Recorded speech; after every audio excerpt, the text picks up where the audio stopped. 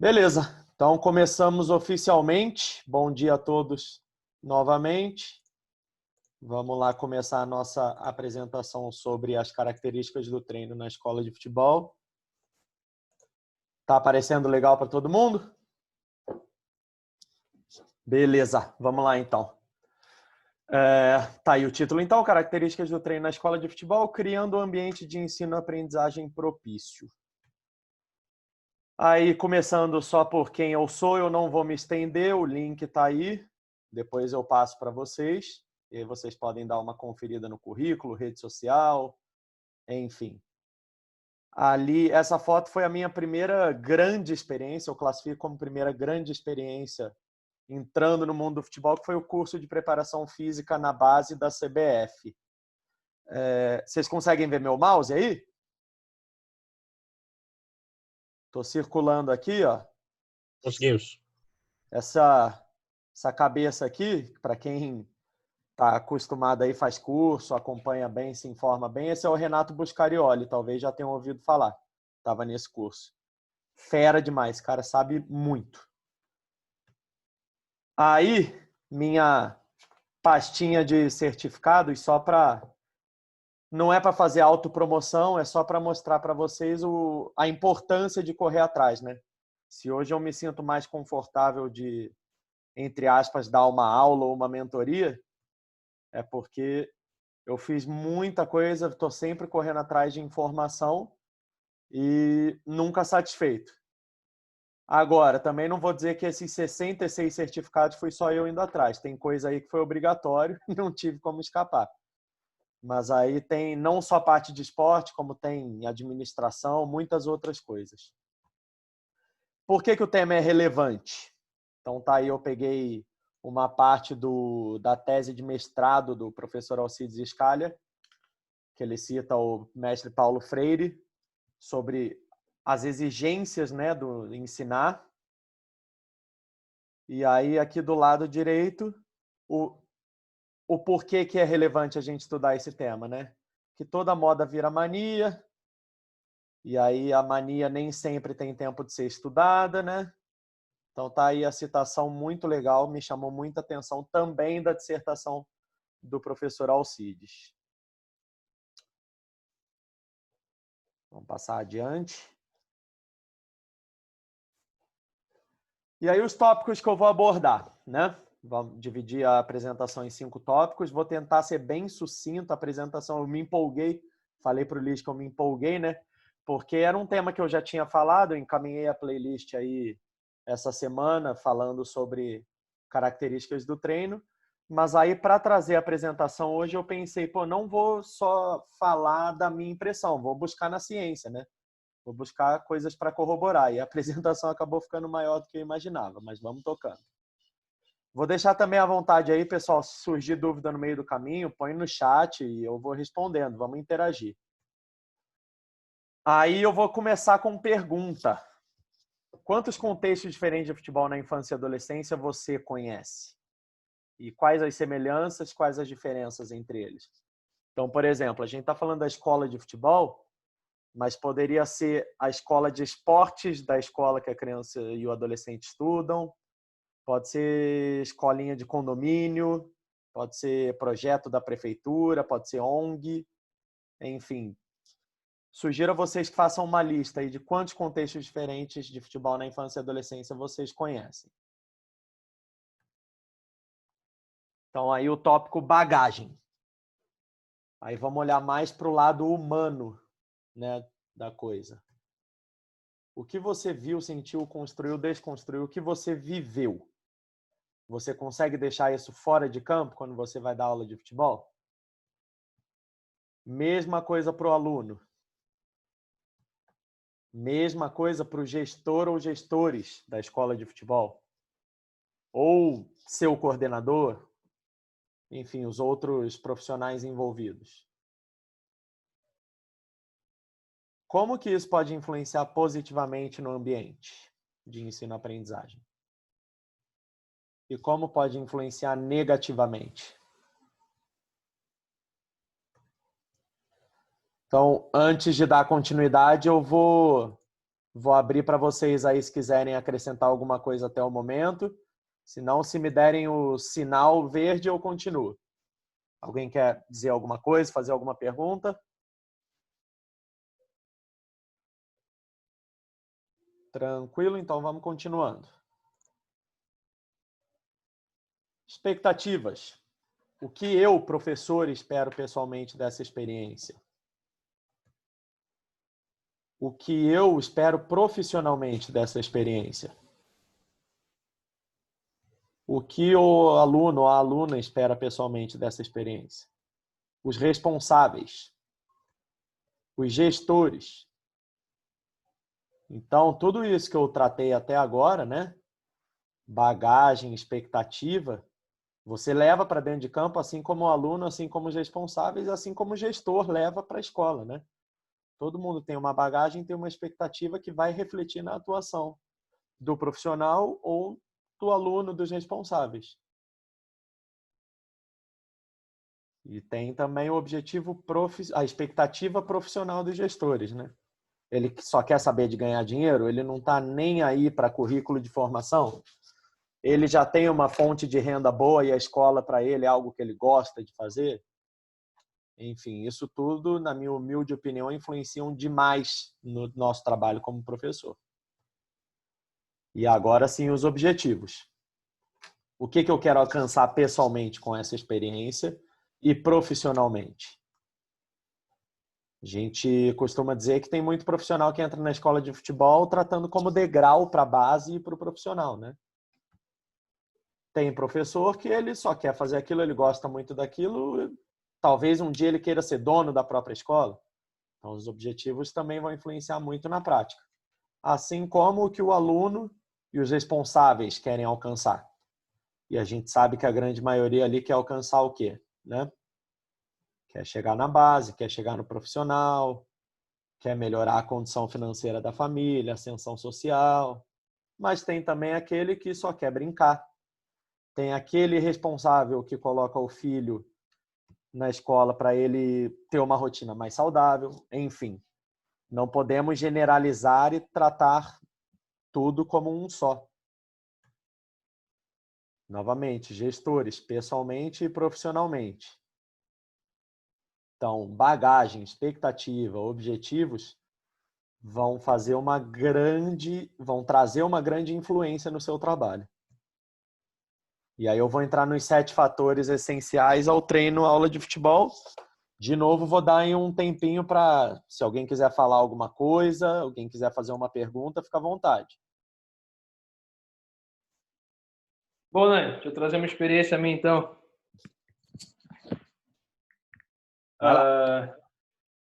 Até desde aquele fator que tu falou de contextos, de experiência, de vivências, já tive, e para trazer aqui, tentar talvez o pessoal conseguir refletir bem, eu já tive escola de futebol onde eu trabalhei, onde eu era totalmente submisso, entre aspas, ao modelo, à metodologia, à ideia. Então, assim, a gente conseguia, hoje eu até sou isso em um local que eu trabalho, tem uma metodologia mundial dentro de uma metodologia um pouco específica brasileira, e é isso. Assim, a gente tem que se adaptar dentro da aula sem praticamente modificar o exercício, sem modificar o treino, sem modificar o objetivo, sem modificar muita coisa para a minha sessão, e é uma única para o Brasil inteiro.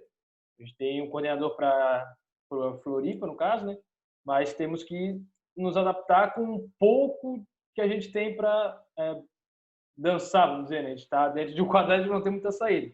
E outra que eu tenho, que o gestor aí ele é mais voltado à parte política, o objetivo dele, ele já trabalhou com futebol, mas o objetivo é realmente a parte política, ele tá para sair para vereador, essas coisinhas todas, tem um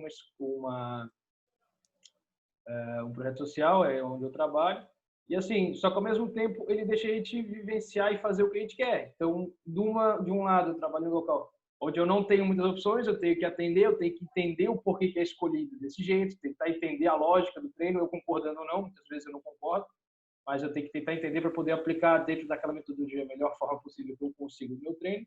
E do outro, eu posso começar do zero. Então, no início do ano, ou no início do trabalho, né, eu fazia 2 extremos, hoje eu já aproximei elas um pouco, tentando modificar o que eu consegui aqui, mas o meu outro, que tem mais laço para mudar, eu tive uma adaptação maior. E aí a gente vai conseguindo ver no nosso dia a dia essa mudança, né? Onde a gente tem um coordenador que influencia a gente, onde tem alunos que vão influenciar a gente, e a gente não pode levar totalmente uma para outra e nem repetir uma experiência na outra. Perfeito. Mais alguém ou sinal verde para eu continuar? Eu acho que também pode ver aqui. Você pode também usar como objetivo as escolinhas como um laboratório, né? Tipo, eu quero ser um treinador profissional, por exemplo. Tentar usar como um laboratório essas escolinhas também. Tá. Só temos que ter muito cuidado com a abordagem que a gente usa para cada contexto, né? E aí vamos ver, vou mostrar aí nesses fatores grandes diferenças que vai ter do trabalho da escola para o trabalho na base e no profissional.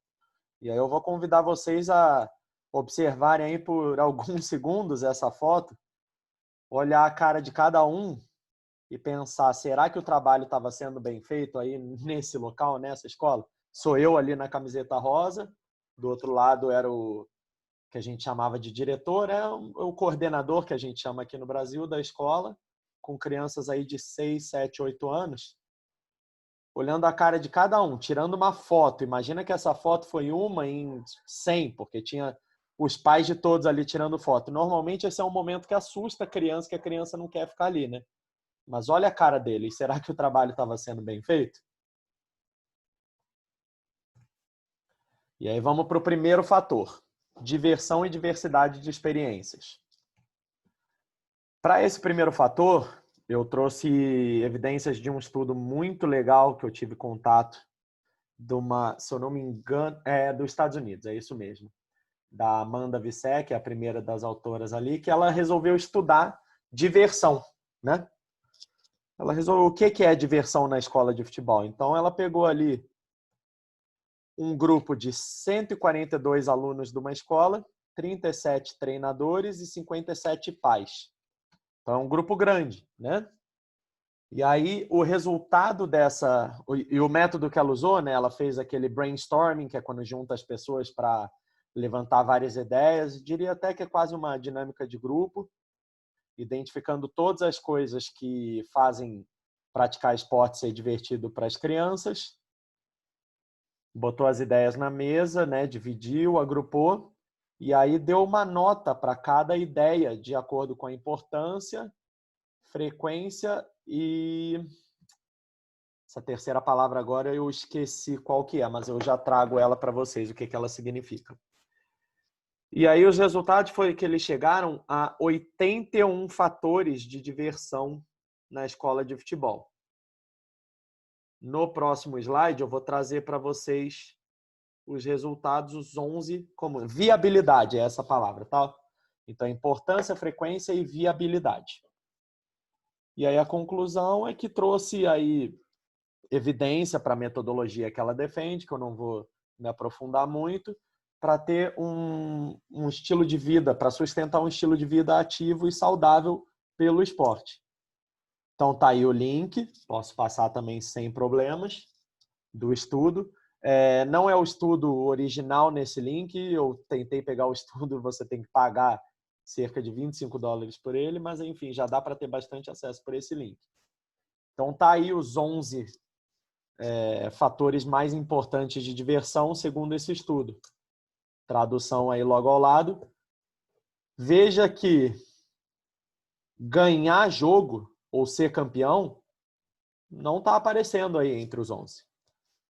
Agora, aparece o espírito esportivo, se esforçar, a positividade no ensinar, que é o positive coaching, isso é parte do professor, né? Eles acham divertido aprender e melhorar. E importantíssimo, número 5, tempo de jogo. Olha que importante, eles preferem muito mais jogar do que ganhar ou ser campeão. Isso é da opinião dos alunos ou dos pais? Daquele grupo todo. Mas lembrando que são 142 alunos, né? Então, todas as ideias que foram levantadas ali pelo grupo. Então, olha que legal os 11 aspectos que aparecem mais vezes, mais importantes, mais frequentes e mais viáveis também, né? E aí, de novo, vou trazer aí a citação do mestre Alcides, que a boa pedagogia não é aquela que demonstra um gesto para ser imitado automatizado, mas sim a que permite ao educando vivenciar um processo de ensino-aprendizagem, onde, através da possibilidade de exploração, a criança constrói o seu gesto motor. Aí eu estou trazendo mais a parte da diversidade. Pode falar. Complementando o que tu vai falar, vou trazer uma experiência, inclusive do Scaglia, exatamente nessa ideia de diversão e experiência, né? Ele está com um projeto, tem um doutor da Unicamp, eu não vou lembrar o nome dele agora, que ele está aposentado e ele veio aqui para Floripa, ele está frequentando um laboratório de pedagogia do esporte aqui da UFSC. Ele falou para mim que o Alcides fechou uma parceria de objetivo inicial de 5 anos, mas renovável mais 5, o objetivo final é os 10 anos, com um time de Campinas. Eu não lembro agora exatamente qual que é. Não é de Campinas, é o Paulista de Jundiaí, se não me engano. Ah, E legal. o objetivo deles qual que é? É o Alcides, ou seja, o núcleo do... esqueci o nome do laboratório agora. Enfim, o laboratório que o E Alcides... Limeira, Isso. de Ciências do Esporte. O laboratório do Alcides, ele vai ser responsável por tocar a categoria de base do Paulista de Jundiaí durante esses 10 anos. Porém, como é que ficou no contrato? O clube queria jogar essa categoria básica, não conseguia dar suporte, não tinha auxílio, enfim, não tinha quem. O Alcides interessou, entrou em contato e os caras queriam jogar para o Alcides isso. E o objetivo do Alcides, principalmente, né, é provar que a boa formação, ou melhor, que a gente tem que formar os nossos atletas, não necessariamente a gente tem que achar os atletas. Então, ou seja, ele fechou o contrato de 5 anos iniciais, onde ele só vai tocar a escola do clube, que eles vão fundar, na verdade, porque não existia, mas seria as categorias até o sub-13, se não me engano. O sub-15 e o 17, que jogam os campeonatos paulistas oficialmente, ele não vai tocar nesse primeiro momento. E o objetivo dele é pegar esses meninos de 8, 9 anos, que daqui a 5 anos já vão estar no sub-15 ou próximo disso, e formar nesse longo prazo, com, enfim, toda a metodologia que eles entendem, acreditam ser verdade e tudo mais. E daqui a 5 anos, quando eles conseguirem renovar o contrato, se der certo, eles pegarem daí sim a categoria de base, usando os garotos, a grosso modo, proveniente dessa formação a longo prazo que eles fizeram com eles. O objetivo dele é provar que o atleta de futebol ele não nasce pronto, a gente não tem que só procurar para achar um atleta de futebol, e sim que com uma formação bem pensada a longo prazo, ele consegue também transformar o menino em atleta, né? Não necessariamente vai vingar, mas que vai conseguir jogar um campeonato de alto nível como é o Paulista. E isso porque ele acredita, né, nessa ideia de diversão, experiência, diversidade de experiências, que isso é um pilar para formar atletas de futebol, para bons atletas de futebol. Ou seja, é aquela ideia de ele não acredita que ninguém tem potencial. Ele acredita que todo mundo que vai entrar no processo tem potencial para virar alguma coisa. Só precisa ser bem trabalhado nesse meio do caminho. Perfeito. E aí, não sei se todo mundo sabe, mas o Alcides ele já fez algo parecido há um bom tempo atrás no Paulínia, que era um time que... Paulínia é uma cidade vizinha aqui de Campinas. Eles tinham um projeto parecido, eles desenvolveram a base. E lá que foram formados o Fabinho, hoje no Liverpool, e o Gabriel, volante, que jogou no Botafogo, Palmeiras e Corinthians. Vamos lá, vamos caminhando. Aí trazendo mais uma evidência. Essa aí pode ver que tem a participação do Greco, o pessoal que lê bastante artigo científico conhece o Greco. Que os professores devem proporcionar às crianças a vivência do jogo em diferentes posições. Então tá aí, mais uma forma de diversidade de experiência, né? Experimentar posições diferentes. Então, o Alcides tinha falado mais sobre a diversidade de experimentação motora, o Greco falou ali sobre a diversidade de posições, e eu acrescento mais tipos de diversidade ainda, de regras, de ambiente, enfim. Pensem aí mais formas de diversidade. Segundo fator é a progressão pedagógica centrada no aluno, para que ele se motive e se desafie. Então, primeira evidência aí também desse mesmo estudo do Greco e também um estudo aí do Alcides com o Hiller, o Lucas e o Christian. E as evidências são: O professor tem que ter o cuidado didático para garantir que o ambiente de jogo traga ao menino, que o menino se oriente pela natureza do jogo. Ou seja, não significa que você vai deixar jogar, mas vai garantir que o ambiente de aprendizagem, os procedimentos, os objetivos sejam alcançados na medida que ele mobiliza as competências e habilidades. Ou seja, na medida que ele evolui, que ele aprende, você vai manipulando o jogo a fim de elucidar a ideia do jogo. Aí no estudo ali que tem a participação do Greco, quanto à forma progressiva do ensino, no comportamento tático, na abordagem dos jogos, destaca-se a exercitação e combinação das habilidades simples, sem oposição, para oposição simplificada, jogo reduzido de superioridade e igualdade numérica e situações semelhantes ao jogo. Então aqui fica muito mais claro nessa evidência, nessas afirmações no estudo do Greco, da progressão pedagógica, né? Mais pautada no desafio. E aí, essas eu não vou ler inteira, mas enfim, são mais evidências que reforçam a importância da progressão pedagógica como forma de motivar e desafiar. E aí, no estudo, no artigo da esquerda, está bem destacado ali os fatores motivacionais.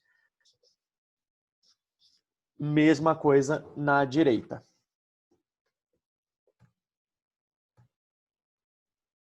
Aí, provavelmente, todos aqui já ouviram falar do Teaching Games and Sport for Understanding, também chamado TGFU, que também reforça a mesma coisa, progressão pedagógica, motivação e desafio. Ali a parte que está grifada em inglês. Progressivamente, refinando, conforme os jogadores desenvolvem um entendimento mais sofisticado da relação entre o plano de ação e as regras do jogo. Uma vez que a estabilização do entendimento de jogo acontece, o professor aumenta a complexidade do jogo.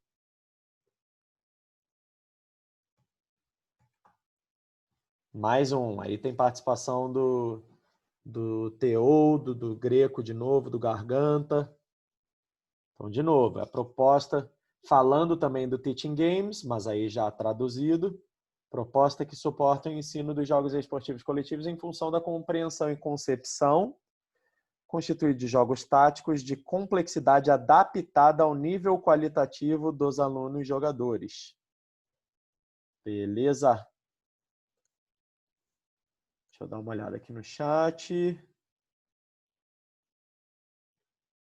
Chat tranquilo. Beleza, vamos continuar.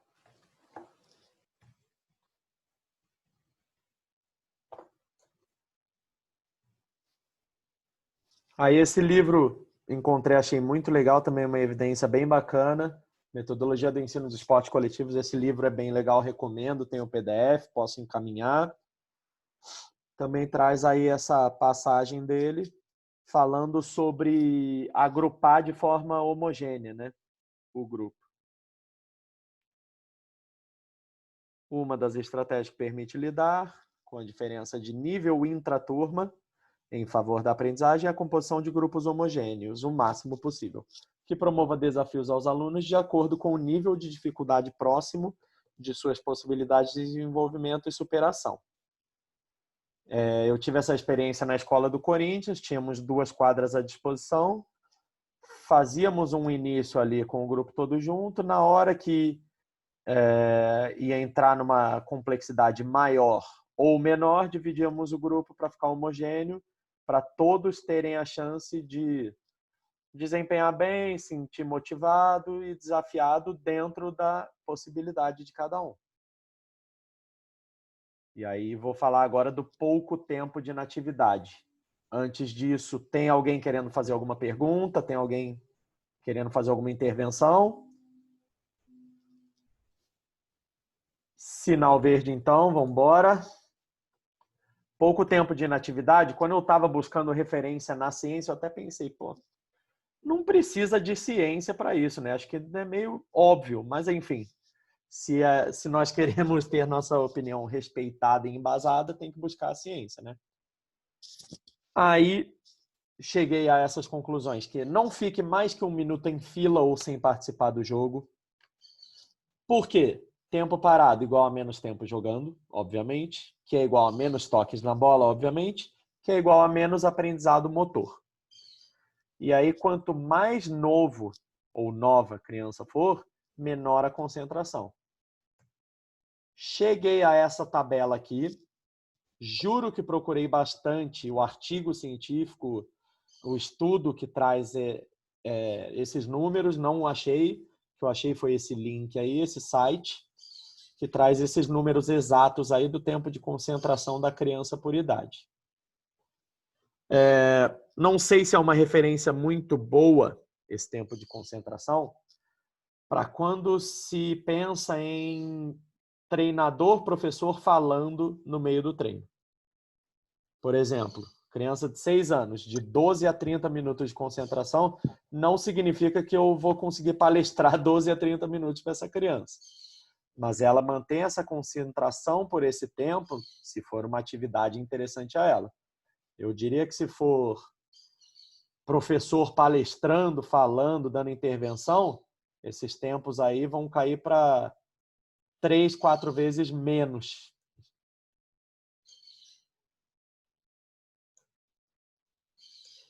Vamos lá. Dando sequência, o chat piscou aqui, fui dar uma conferida.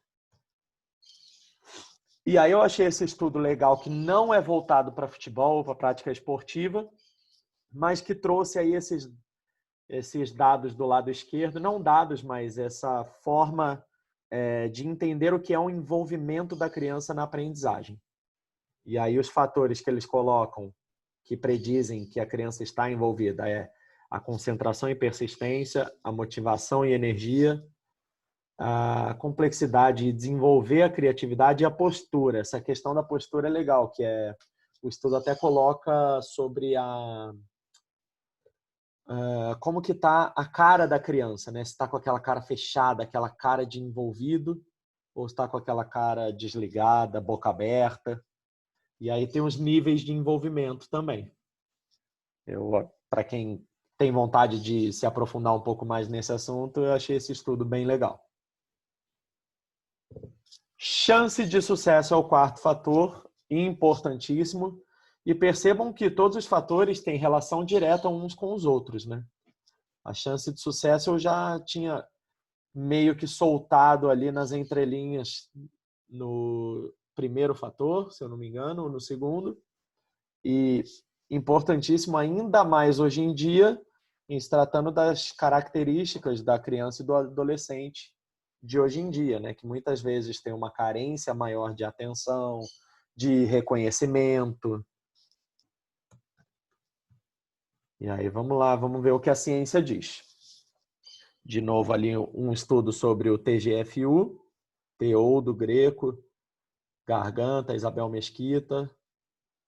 E aí eu grifei o reduzido sucesso na realização das habilidades técnicas acaba tirando o envolvimento, a concentração, a motivação do aluno. Ou seja, se eu não estou tendo sucesso, eu não quero mais fazer. Eu vou embora, eu vou procurar algo que me dê mais satisfação, que eu tenha mais chance de sucesso. Aí... E creio que vice-versa também, né, Dani? Como assim? O ter só sucesso também tira a minha motivação da prática. Exatamente. Aí entra ali no fator 2, né? Que era a progressão pedagógica, a motivação e o desafio. Se não tem desafio, perde a graça, não quero mais, vou embora. O exemplo que eu sempre usei na escola de futebol era o FIFA, né? Era sempre perguntar, você joga o FIFA no nível fácil para sempre? Chega uma hora que ganhar de 12, 15 a 0 todo jogo fica sem graça. Aí eu aumento o meu desafio. Aí se eu coloco no nível mais difícil e eu não estou pronto para ele, eu não tenho sucesso, também perde a graça, não quero mais. Então é aquela coisa de achar aquele ponto ótimo do desafio e da chance de sucesso.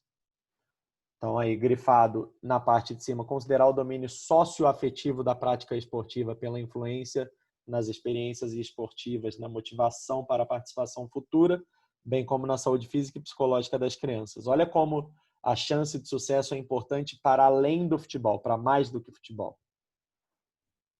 E aí, abaixo, garantir a ocorrência de experiências de sucesso para que haja motivação pela prática desportiva. Então, como o Lígio bem frisou, não só sucesso, mas também não só desafio, não só fracasso, né? Então, a gente tem esse grande desafio de, num grupo de 20, garantir sucesso e desafio ao mesmo tempo para todos. Fator 5, que o treino ou a aula sejam significativos. O que eu quero dizer com ser significativo? Vamos olhar para a ciência de novo. As experiências autênticas e significativas em situações de jogo promovem a aprendizagem e motivação, pois os jogadores estão buscando soluções e não fazendo gestos obrigados e estereotipados.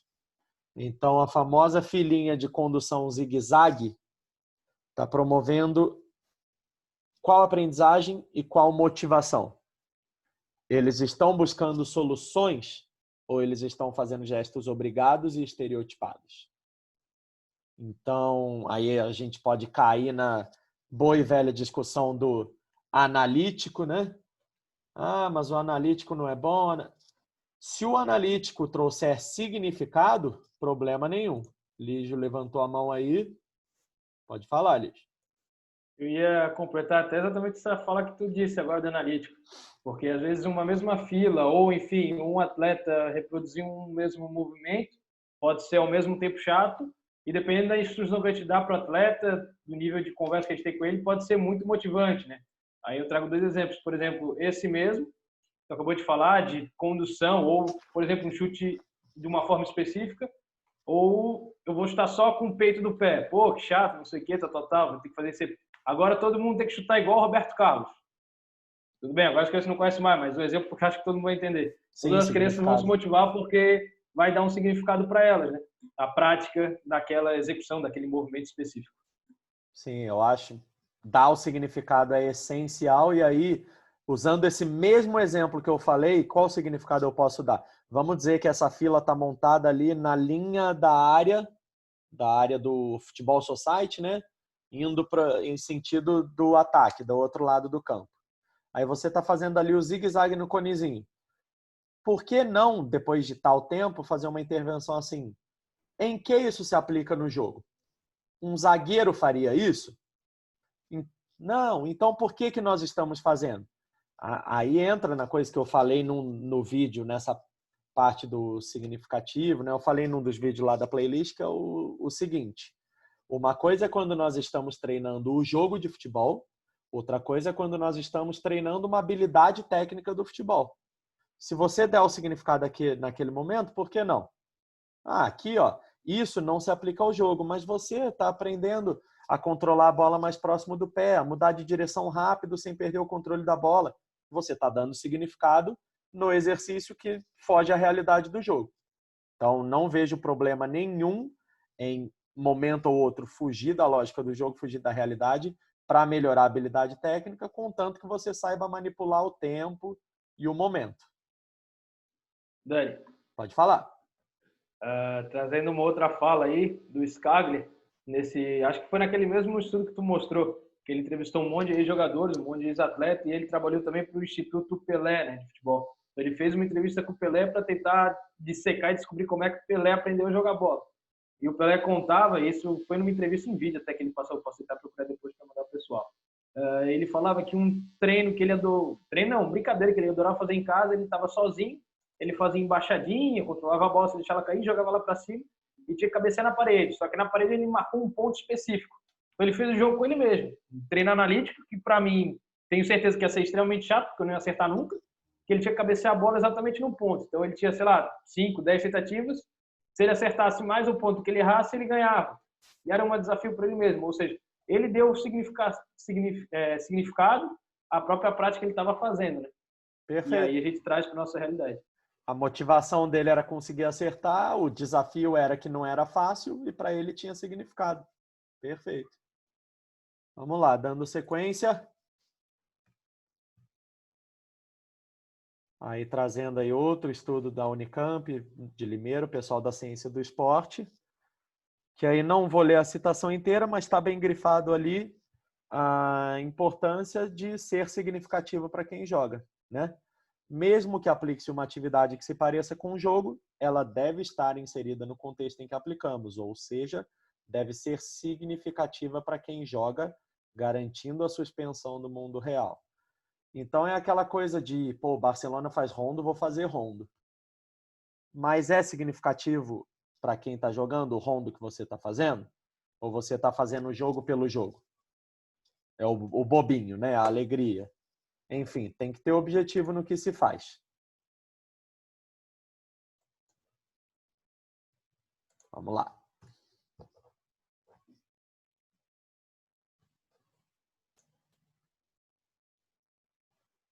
Aí trazendo mais um estudo do Alcides para tratar essa questão do significativo, que é a metodologia que ele defende nesse artigo, parte da lógica dos diferentes jogos da família dos jogos com os pés, também é um livro legal, e com o ambiente de jogo gera aprendizagem significativa ao passo que respeita as fases de desenvolvimento e aprendizagem. Ou seja, resumindo, o jogo faz sentido. Que um jogo de ataque e defesa faça sentido a forma de atacar e de defender. Que eu, como lateral direito, no exercício ou no jogo, faça sentido a corrida que eu estou fazendo pela direita, o cruzamento que eu estou fazendo. Sempre lembrando que a gente está falando do ambiente de escola de futebol, né? Então, esse exemplo que eu dei aí foi só para ficar mais claro, até porque a gente não pode dizer que até os 12, 13 anos alguém é lateral direito ou não é. É inclusive uma respostinha meio insolente que eu dava para algumas crianças e pais, que eu já tinha mais intimidade e a liberdade, né? Que, meu filho é meio campo, a criança chega e fala, eu sou meio campo. Eu falava, você não é nada, você tem 10 anos, você é aluno. Então, assim, de certa forma, dar significado àquilo, respeitando todos os outros fatores que eu já citei até o momento. E aí, sexto fator, que desenvolva a tomada de decisão. Nossa, palavra-chave, né? Tomada de decisão. Da professor de futebol, quem começou a estudar futebol de 5, 6 anos para cá, quer tatuar a tomada de decisão no corpo, de tanto que se fala da tomada de decisão. E aí eu trouxe... Não vou me estender muito na tomada de decisão, mas fico aberto a perguntas aí, dúvidas, porque a tomada de decisão eu acredito que é um tema que já está bem batido, importantíssimo que a gente continue estudando e entendendo a tomada de decisão, mas creio que a maioria já tem um contato grande com esse termo. O que eu quero acrescentar de talvez um pouco inovador é como é a habilidade para a vida a tomada de decisão, né? Eu não tomo só decisão jogando bola, eu tomo decisão o tempo todo. Se eu resolver fazer um café e virar ele numa golada, provavelmente é uma decisão ruim, vai me machucar. Se eu resolver atravessar a rua na hora errada, essa decisão vai me custar provavelmente minha vida. Então, a importância de desenvolver a tomada de decisão na escola de futebol vai para além do futebol. É muito mais do que futebol. Esse estudo aí é inteiro tomada de decisão. Israel Teodo, show de bola, sensacional. E aí dentro desse estudo, traz alguns esquemas do modelo sequencial da tomada de decisão, segundo alguns autores, né? Também não vou ler tópico por tópico, fica à disposição da galera aí para consultar com mais calma. Aí o modelo pendular de Greco.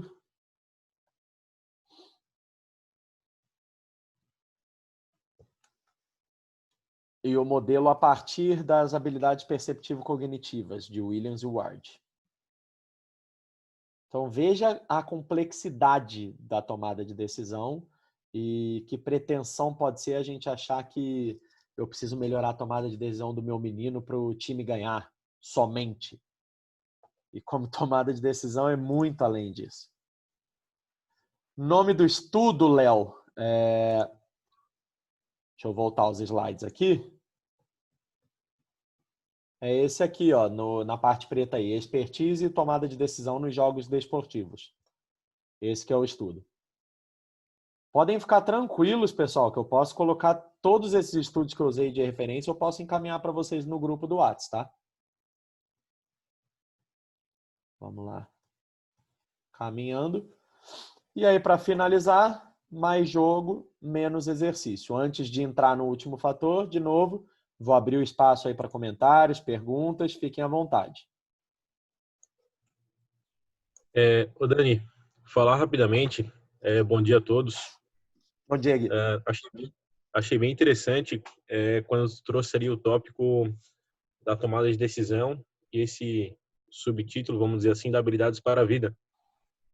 Porque como bem tu falou, a escola de futebol, escolinha, enfim, o aluno vai ali 2, 3 vezes por semana, vamos dizer.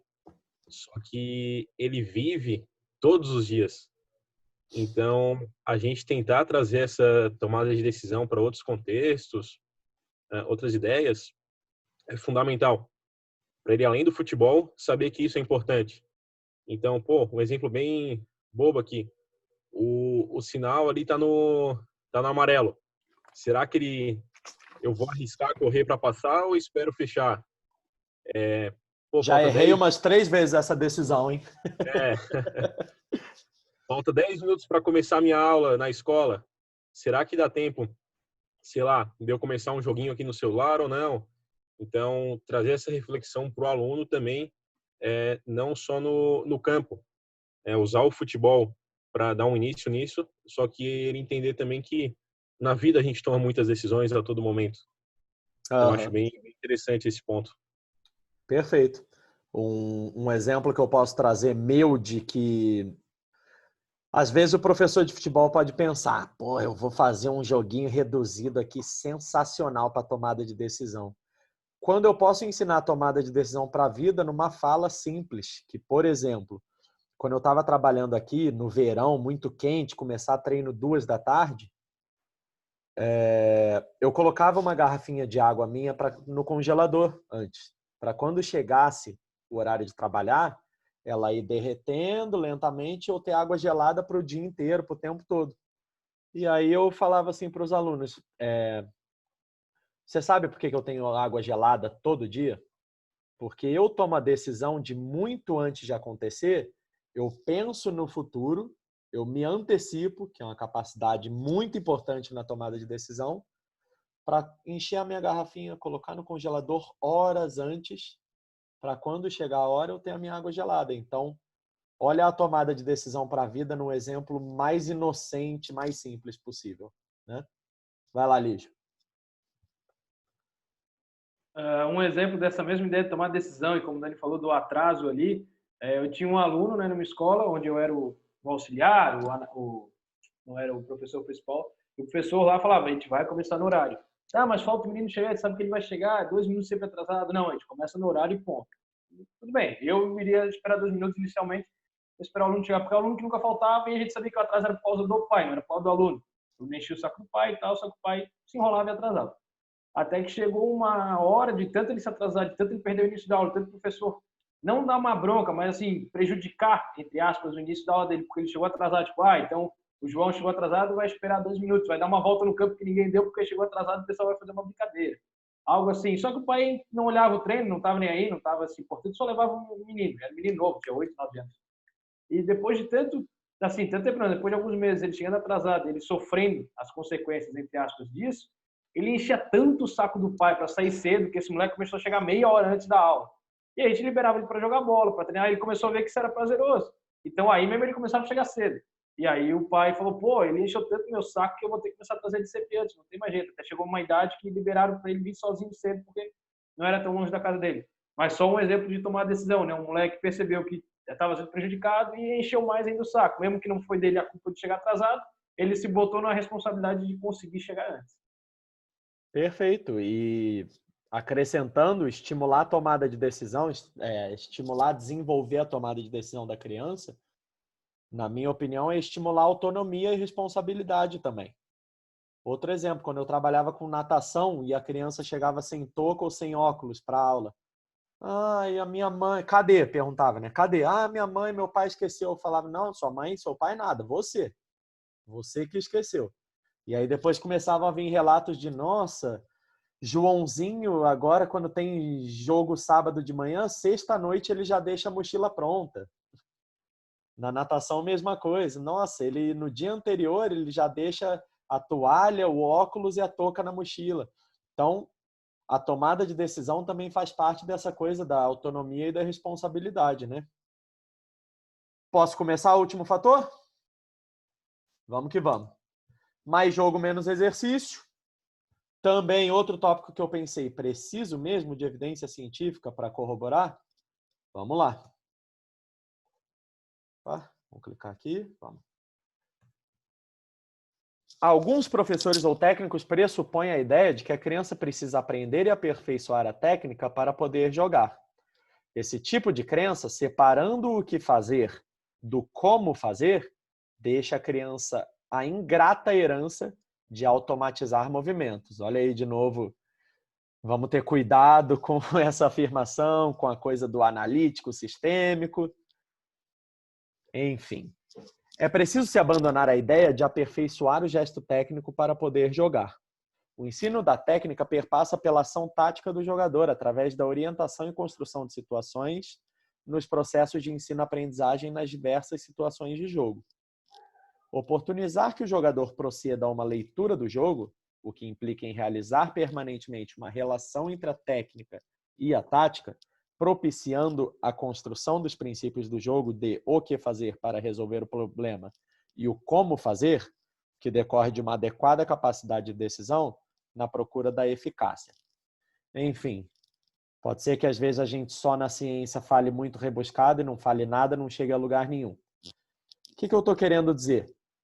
O ambiente da escola de futebol é o ambiente de quê? De aprender futebol ou o ambiente de criar robôs que jogam futebol? Ou o ambiente de ser bom em pedalada, em drible, em chute a gol? Então, eu não estou dizendo nenhum exercício. O fator diz mais jogo, menos exercício. Daniel, posso colocar exercício? Claro. Fique à vontade. Vamos voltar lá para o início da apresentação. E o contexto? Qual que é o contexto que você está inserido? Né? Qual é a bagagem? Quais são as expectativas e os objetivos? Mas, minha opinião, e de acordo com essas referências científicas, mais jogo, menos exercício é o melhor caminho para atender todos os outros fatores, consequentemente, a maioria dos objetivos e expectativas.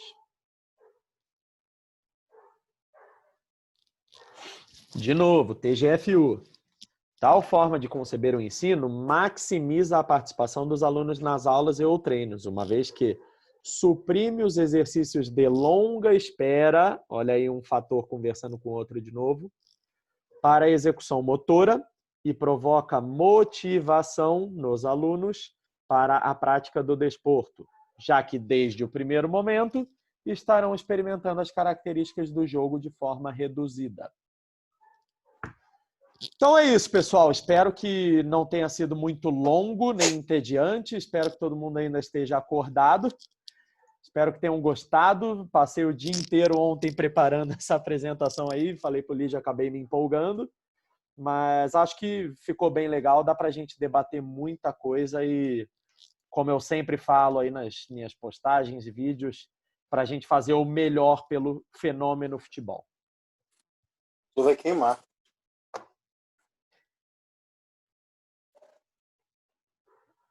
Vamos lá. Podemos abrir para o debate. Primeiro, Dani, parabéns aí pela apresentação. Falou que ficou o dia todo mesmo animal, muito boa, muito bonita. Acho que elevou o nível agora para um padrão difícil de atingir. Ficou muito bom mesmo, cara. Parabéns. Acho que dá para a gente descompartilhar a tela agora, para poder todo mundo se ver. Beleza. Vamos lá. E aí a gente abre para o pessoal falar aí das suas considerações. Na real, antes de a gente começar, vou me intrometer aqui. Hoje vai ser o Dani que vai tocar a conversa, a organização da reunião. Mas pedi apenas para o Rui e para o Daniel, que foram convidados pelo Carlos e pelo Felipe, respectivamente, para se apresentarem. Coisa simples, de 1-2 minutinhos, só para a gente conhecer vocês, né? Eu sou o Lucas Lígio, sou aqui de Floripa, trabalho com futebol também já há alguns aninhos. Hoje trabalho com a escola do PSG e com alguns projetos sociais aqui na cidade. Comecei segundo de mentoria, né, para a gente debater. O Dani é o meu braço direito e está me ajudando em todas as ações aqui do grupo. O pessoal também está sempre bem engajado. Então, se puderem só se apresentar para a gente acabar se conhecendo e quebrar esse gelo que tem, eu agradeço aí. Rui e Daniel, passo a palavra para vocês. Fala pessoal, bom dia. Agradecer a oportunidade, ao convite do meu amigo Carlos. Eu sou aqui de Sorocaba, interior de São Paulo. Trabalho com futebol há aproximadamente 11 anos. Sou formado em Educação Física, pós-graduado em futebol e futsal. E trabalho na Escola dos Santos, na franquia Meninos da Vila, há 9 anos. Sou professor e coordenador da unidade aqui de Sorocaba. Obrigado mais uma vez aí pelo convite. A gente que agradece, Rui. Bom dia a todos. Meu nome é Daniel. Estou em 26 anos. Estou no 6º período de Educação Física, terminando agora. Sou professor, treinador das escolas do Grêmio aqui em Niterói e São Gonçalo, no Rio de Janeiro, há 4 anos, já desde que eu fui inserido dentro das escolas. Também sou auxiliar técnico do time de futebol de campo da UFRJ, da Faculdade Federal do Rio de Janeiro, aqui do time Grupo de Finanças do curso. E estou iniciando bem agora de modelo de jogo futebol. Muito bom, sejam bem-vindos. Então, que bom ter 2 novos integrantes aí para engrandecer o projeto muito legal que o Lígio começou. Agradeço novamente aí o convite dele. E vamos lá, vamos tocar o debate. Eu tenho certeza que o Rui e o Daniel Charai vão pegar muita coisa legal daqui para levar para a realidade de vocês assim que voltar a abrir as portas, né? O Carlos levantou a mão. Vamos lá, Carlos. Bom dia para quem não falei ainda. Dani, excelente apresentação, né? Os fatores aí muito importantes para a gente. Eu queria só fazer um comentário em cima do último tópico aí, mais jogo, menos exercício, né? Através do que você falou. Acho que nesse período de pandemia que a gente vem vendo muito aí, através de alguns acompanhamentos que a gente tem visto de alguns atletas, alguns meninos de categorias menores, né, que essa volta, essa preparação, a gente fica um pouco, né, decepcionado, principalmente para essas idades menores, por conta desse treino desses meninos em casa, às vezes como mini adulto, né? A gente olha aí os meninos estão deixando de se divertir, né, de brincar para treinar como se fossem adultos, né? Aqueles treinos automatizados, treinos já não ultrapassados, mas já tem um tempo maior, porém treinos como se fossem adultos, né? Só um comentário em cima disso que a gente vem vendo aí nesse período de pandemia, a gente fica mais ligado na internet, nas redes sociais, só um comentário mesmo. Show de bola, perfeito. Então é isso aí, né? Até não usei tanto a palavra brincar quando estava apresentando, mas é muito importante que haja brincadeira. Inclusive aí nessa minha busca constante por mais conhecimento, sempre fazendo curso, lendo, assistindo. Eu estou fazendo um curso aí em inglês, vou até passar o link do site aqui para vocês, que tem muito curso legal lá. E é um curso sobre brincar. E aí ele mostra a brincadeira na vida adulta até, ele define várias formas de... Porque no inglês brincar e jogar é a mesma palavra, né? Não tem diferença, é play.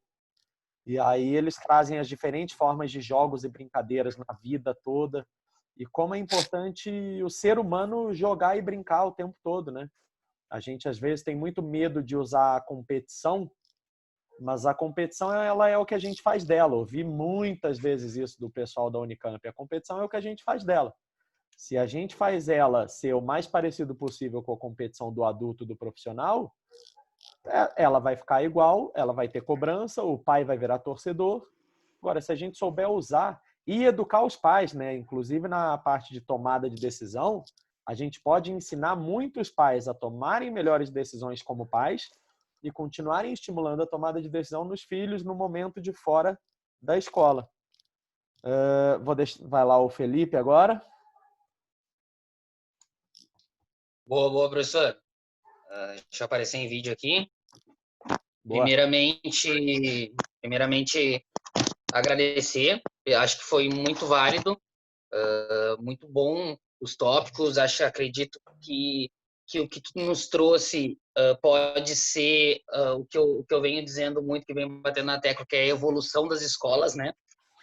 A escola de futebol passando de escolinha para escolas, né? E aí vai a um caráter mais formativo, mais profissional mesmo. Acho que quando a gente falar em evolução de futebol e evolução de alto rendimento, a gente precisa falar das categorias mais baixas, né?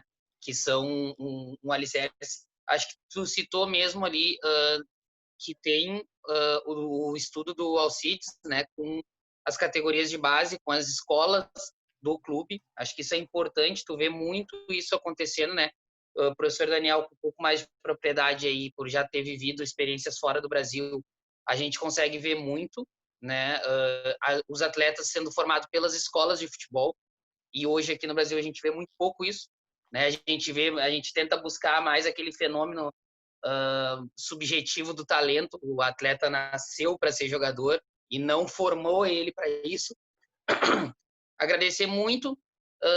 Eu vou deixar também um comentário bem pertinente que o Lucas trouxe sobre metodologia, né? A gente falou, tu Daniel, falou sobre 7 princípios aí, digamos assim, né? 7 alicerces para a gente formar uma escola de sucesso, ter um processo pedagógico proveitoso, evolutivo, informador, mas muitas vezes a gente não tem esses conceitos na escola, né, cara? É muito difícil tu trazer um currículo de formação, principalmente aqui no Sul, né? Aqui no Sul, Porto Alegre, região, é muito difícil fazer os teus gestores entender a importância do currículo de formação dos atletas e tu ter uma metodologia para defender, né, cara? Certo ou errado, mas ter uma metodologia já é o primeiro passo aí para a gente começar a profissionalizar uma profissão de professor de escola, né?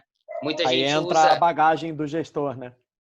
a bagagem. Muita gente usa, né, como trampolim, mas a gente pode entender também que a escola é um meio que ele pode ser, se entendido e se trabalhado nele, ele pode ser um meio muito, muito importante na formação de novos atletas aí, né? Perfeito. Só complementar antes de passar a palavra para alguém, tem bastante mão levantada aí. O que eu percebi lá fora é que o pessoal busca muito o que os outros fazem de bom e o que tem de bom na ciência. Então, eu ouvindo o podcast americano, eu ouvi o cara entrevistar o responsável do futebol infantil da Bélgica para saber o que estava sendo feito, como é feito o futebol na Bélgica. Aqui, o que a gente faz? A Alemanha foi campeã em 2014. Vamos ver o que eles estão fazendo? A França foi campeã em 2018. O que a Alemanha faz não serve mais. Vamos olhar para a França? Então, a gente está sempre olhando só para o campeão, só para o resultado. A Espanha maravilhosa dos rondos do Barcelona também já foi ficando de lado. A Espanha não ganhou mais nada, não serve mais. Então, enfim, essa busca pelo que tem de bom, pelo que é recomendado, pelo que dá certo, ela tem que ser constante, independente de quem é campeão ou não. Até porque o futebol não é só Copa do Mundo, né? Muita gente critica, quando eu falo dos Estados Unidos com admiração, mas os Estados Unidos não ganhou nada. Os Estados Unidos não foi para a última Copa. Mas e o que o país Estados Unidos é? O que a sociedade é? O que a comunidade é? Entendeu? Então, como sempre, aquele papo que para alguns pode parecer balela, mas procede. É reflexo da sociedade. O que a gente faz no futebol é reflexo da sociedade e vice-versa. Então, vamos passar a palavra agora, se eu não me engano, é o Carlos que está esperando há mais tempo. Vai lá, Carlos. O meu já tá levantado a mão da outra vez.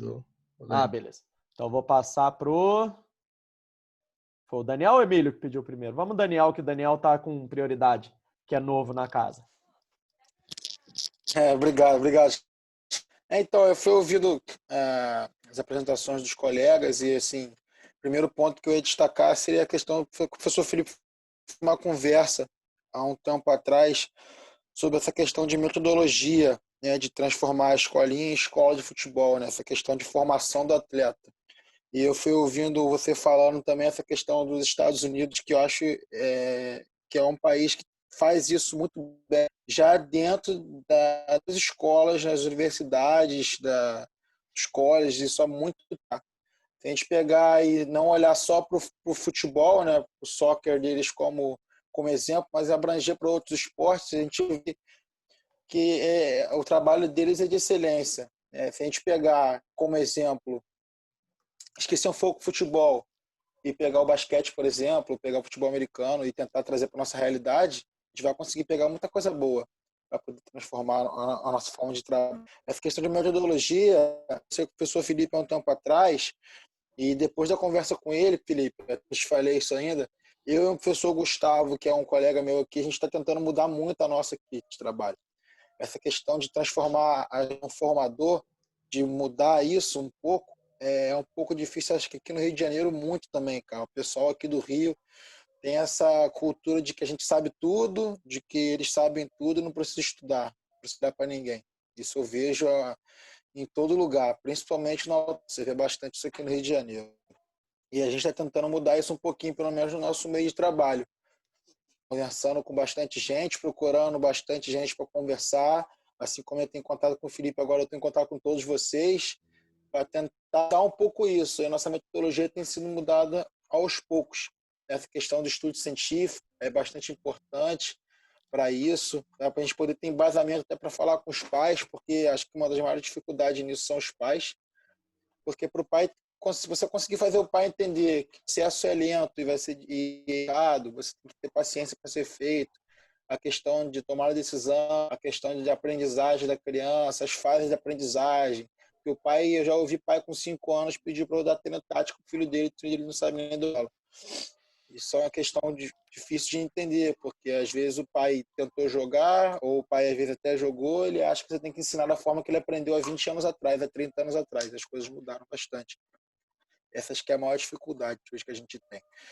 Então, assim, a questão eu acho importantíssima em todos os sentidos. Como você falou, não buscar só o campeão mundial, como o Brasil faz há muito tempo, eu já ouvi muito. Mas buscar em outros fatores, em outros lugares que o desenvolvimento é muito.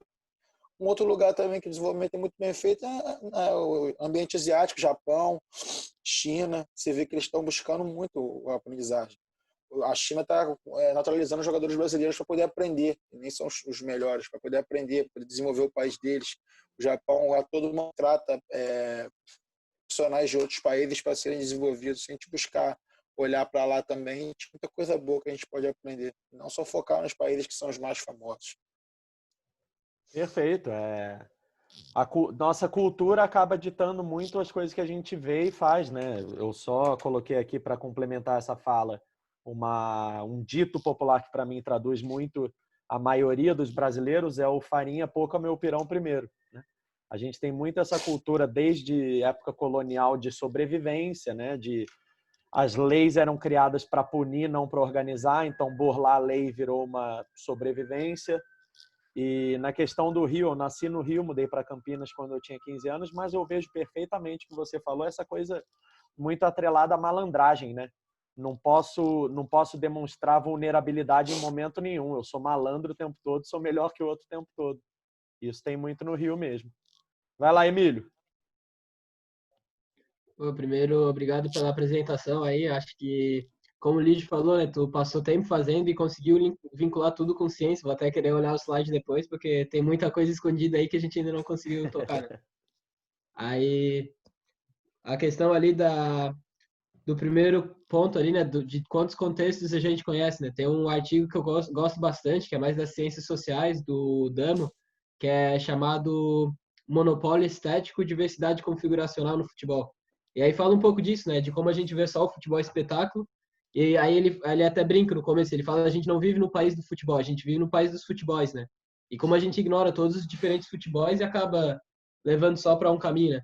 E aí, nessa lógica, né, também outra coisa que eu gostei bastante, assim, é trazer essa relação, assim, da sociedade, né, cara? O que aconteceu essa semana do Flamengo e do Bangu estar jogando e durante 3 gols do Flamengo ter morrido 2 de Covid-19 no hospital de campanha do lado, aí a gente vai falar que futebol, sociedade, a gente não pode refletir, não tem como, as coisas estão embutidas até nessa tua última fala, assim, então acho que é isso, acho que a gente tem que sempre pensar o futebol, as nossas escolas, antes de tudo, pensar as crianças ali do que o futebol. Até o nome que eu uso para os projetos que eu trabalho é projeto social de futebol, que muito antes do futebol vem o projeto social, vem a criançada, vem quem está aprendendo. E aí, para citar uma frase assim que eu gosto do Albert Camus, que é um filósofo, jogou futebol aí nos anos 30, de goleiro amador na França, ele diz: tudo que eu sei sobre a moralidade e a ética humana, eu devo ao futebol, né? Então a gente vê um cara filósofo, ganhou Nobel na literatura, e aí o cara tá falando que aprendeu com futebol, né? Então, como a gente aprende com futebol, e tem que cuidar para não reproduzir, né, o que a gente aprende na sociedade dentro do futebol. Acho que é isso importante e trouxe bastante isso assim na tua fala. Perfeito. E aí, de novo, acrescentar mais uma coisa aí, sempre acrescentando no final das falas. Escutei ontem acho que o Celso Unzetti falando na ESPN Brasil, ele que parte também muito para esse lado da sociologia, da antropologia, que o último jogador brasileiro que a gente lembra de ter um posicionamento político enquanto jogador é o Sócrates, né? Para você ver com tudo que está acontecendo no mundo, e a gente vê pouco posicionamento dos atletas, dos grandes nomes, não que seja obrigação deles, mas diz muito, né?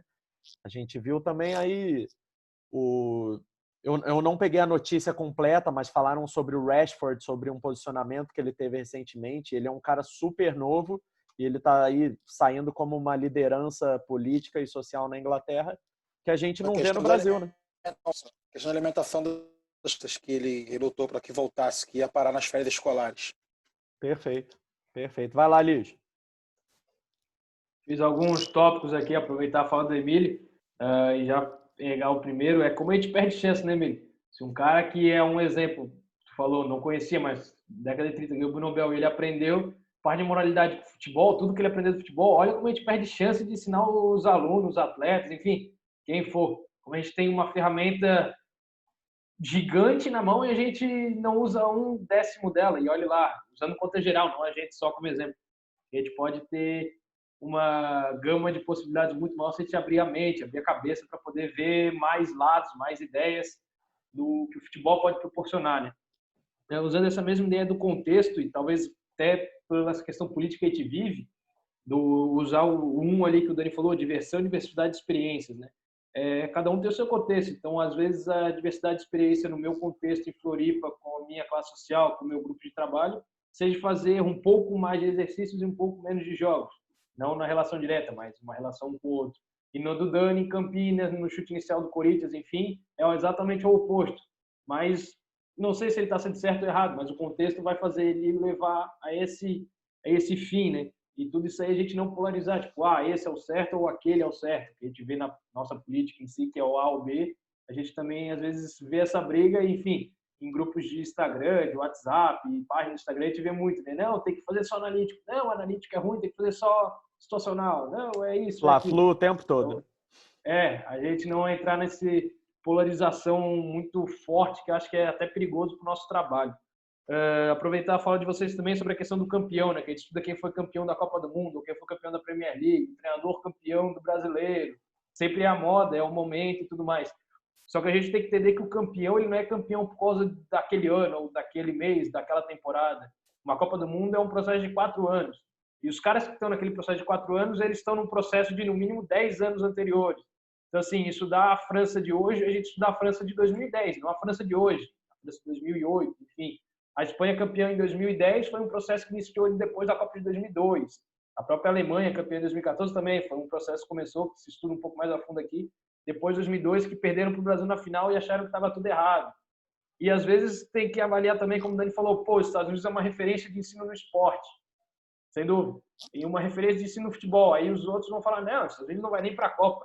Só que a gente também tem que ver o potencial de cada seleção, de cada país tem para chegar, né? O Brasil dificilmente vai ficar fora de uma Copa se a gente não fizer nada pelo futebol, dificilmente ficar fora de uma quartas de final de Copa do Mundo. Se tudo der errado, a gente cai nas quartas, né? Mas a seleção feminina deles é tricampeão, né? Exato, Daniel, bom exemplo. E a gente vai para outro extremo, até que o Daniel falou na China. Pô, se a China os caras fizerem tudo perfeito, no melhor possível, quem sabe a China chega a uma Copa do Mundo.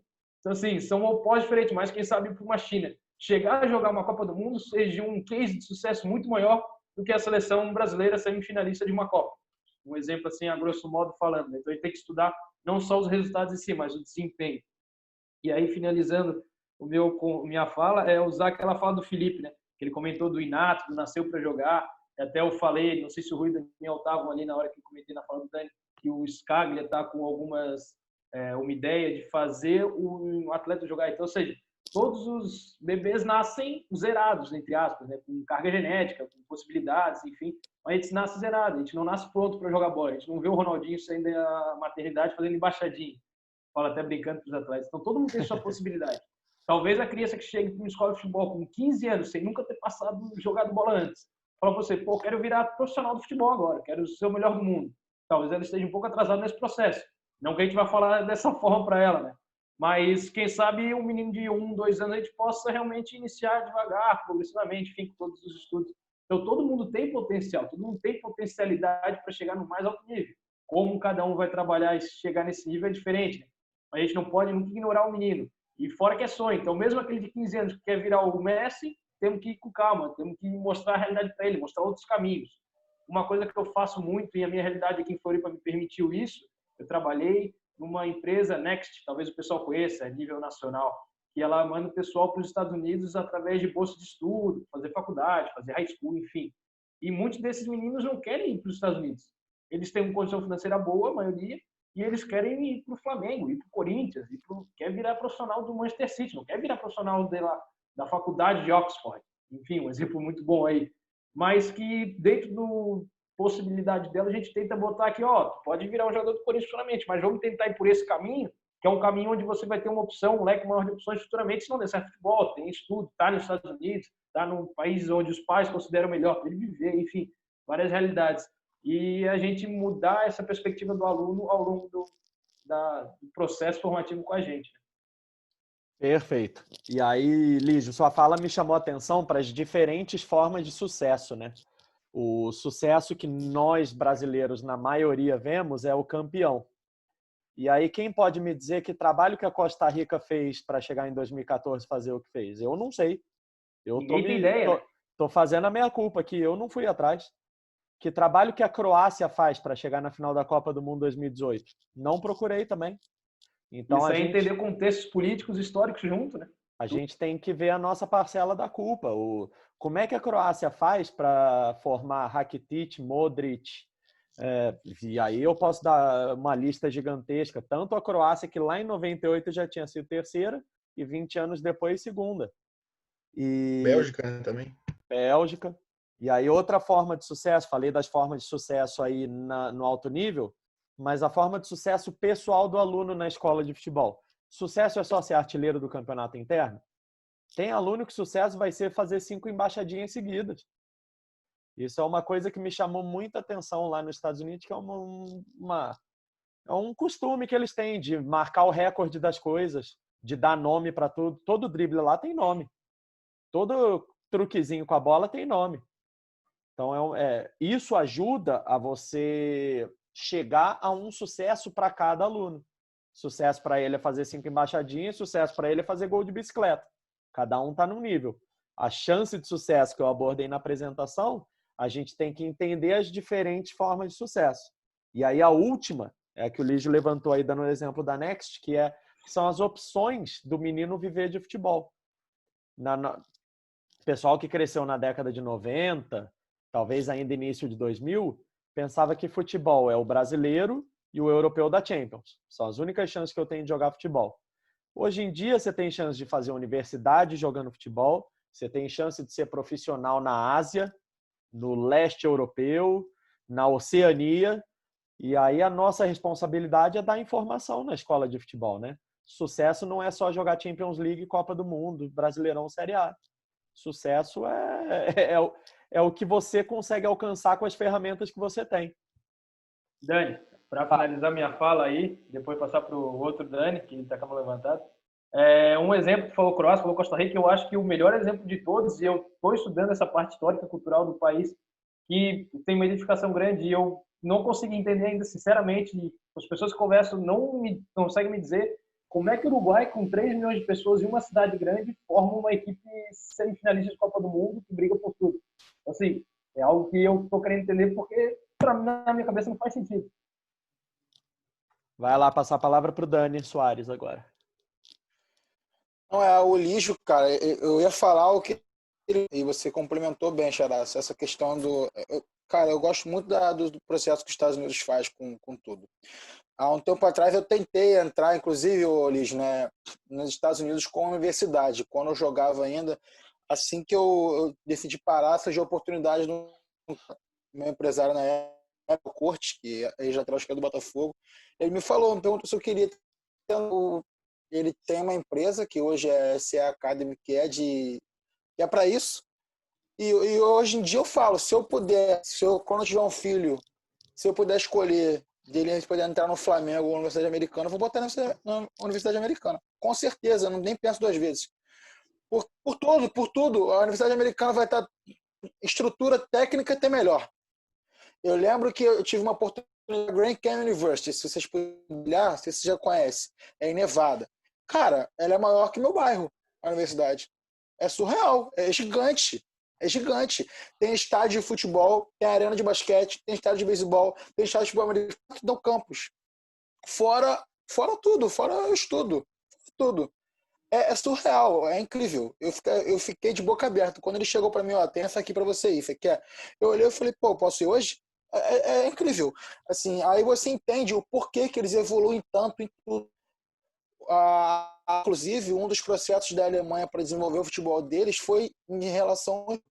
Eles começaram, dentro das escolas deles, a criar meios, criar academias de futebol nas escolas. Assim como os Estados Unidos faz há muito tempo.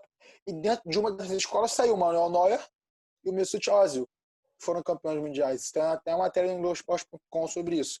Os dois saíram da mesma escola e foram se encontrar depois de anos depois no Schalke 04 e foram campeões do mundo. Os Estados Unidos faz isso com excelência. O masculino deles não é campeão, mas o time feminino deles é tricampeão mundial. A melhor jogadora de mundo é a americana. Então a gente não tem como fechar os olhos para isso. O trabalho que eles fazem é excelente. E eu conheci os jogadores na época que eu tentava, o Ross e o Benjamin Wade, que inclusive o Benjamin Wade aí é todo de Hollywood e virou treinador de futebol. E a primeira coisa, quando eles conversaram comigo e vieram tentar me convencer aí e tudo mais, foi, cara, aqui você vai continuar tentando jogar futebol, você vai ter a oportunidade ilusória de virar um Paulinho, né? Prestou para mim. Se você for lá, se você não conseguir jogar futebol profissional, você vai ter um diploma de universidade americana e você vai conseguir trabalhar onde você quiser. Coisa melhor que isso. Fora que eu ia falar inglês fluentemente, eu poderia aprender a falar outras línguas, que tem amigos meus que estão lá que falam espanhol, falam francês, e conhece um monte de gente. Você faz network, você conhece pessoas de outros países, que não tem nada melhor, cara. Aí eu vou jogar na categoria de base do Flamengo, hoje em dia é o melhor do Rio de Janeiro, eu vou conseguir o quê? Com 20 anos eu sou mandado embora e não tem nada na minha vida. Essa é a maior questão que eu acho que todos os países tinham que... Eu acho que todo país tinha que... O futebol universitário tinha que ser igual aos Estados Unidos. Acho que por isso que o Brasil, de repente, não faz, porque senão os clubes de futebol iam acabar. Porque ninguém ia querer que o filho jogasse futebol no clube, ia querer que jogasse na universidade. Com certeza absoluta. Porque a gente prefere formar atleta de alto nível do que formar cidadão pensante, né?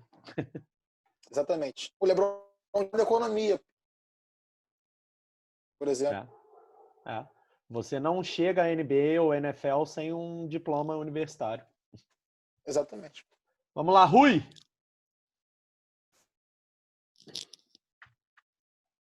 Bom, primeiro, parabéns aí pela apresentação. Acho que trouxe temas bem importantes, né, para a gente poder estar debatendo. Eu queria falar também sobre o primeiro, falar sobre a diversão. aprendizagem ele está diretamente ligado à atividade cerebrosa. E, infelizmente, a gente vê muitas vezes, até pela questão levantada pelo outro Daniel, você já da conversa dos pais. Rui, tá robotizando um pouco a sua fala. Não sei se é a conexão que tá fraca. Se Tenta colocar um fone ou trocar o fone se tiver com algum. É.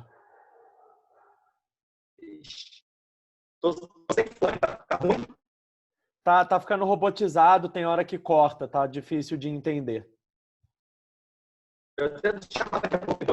Você, de repente, se for conexão, não sei se você tiver com. Você tá usando o celular ou o computador?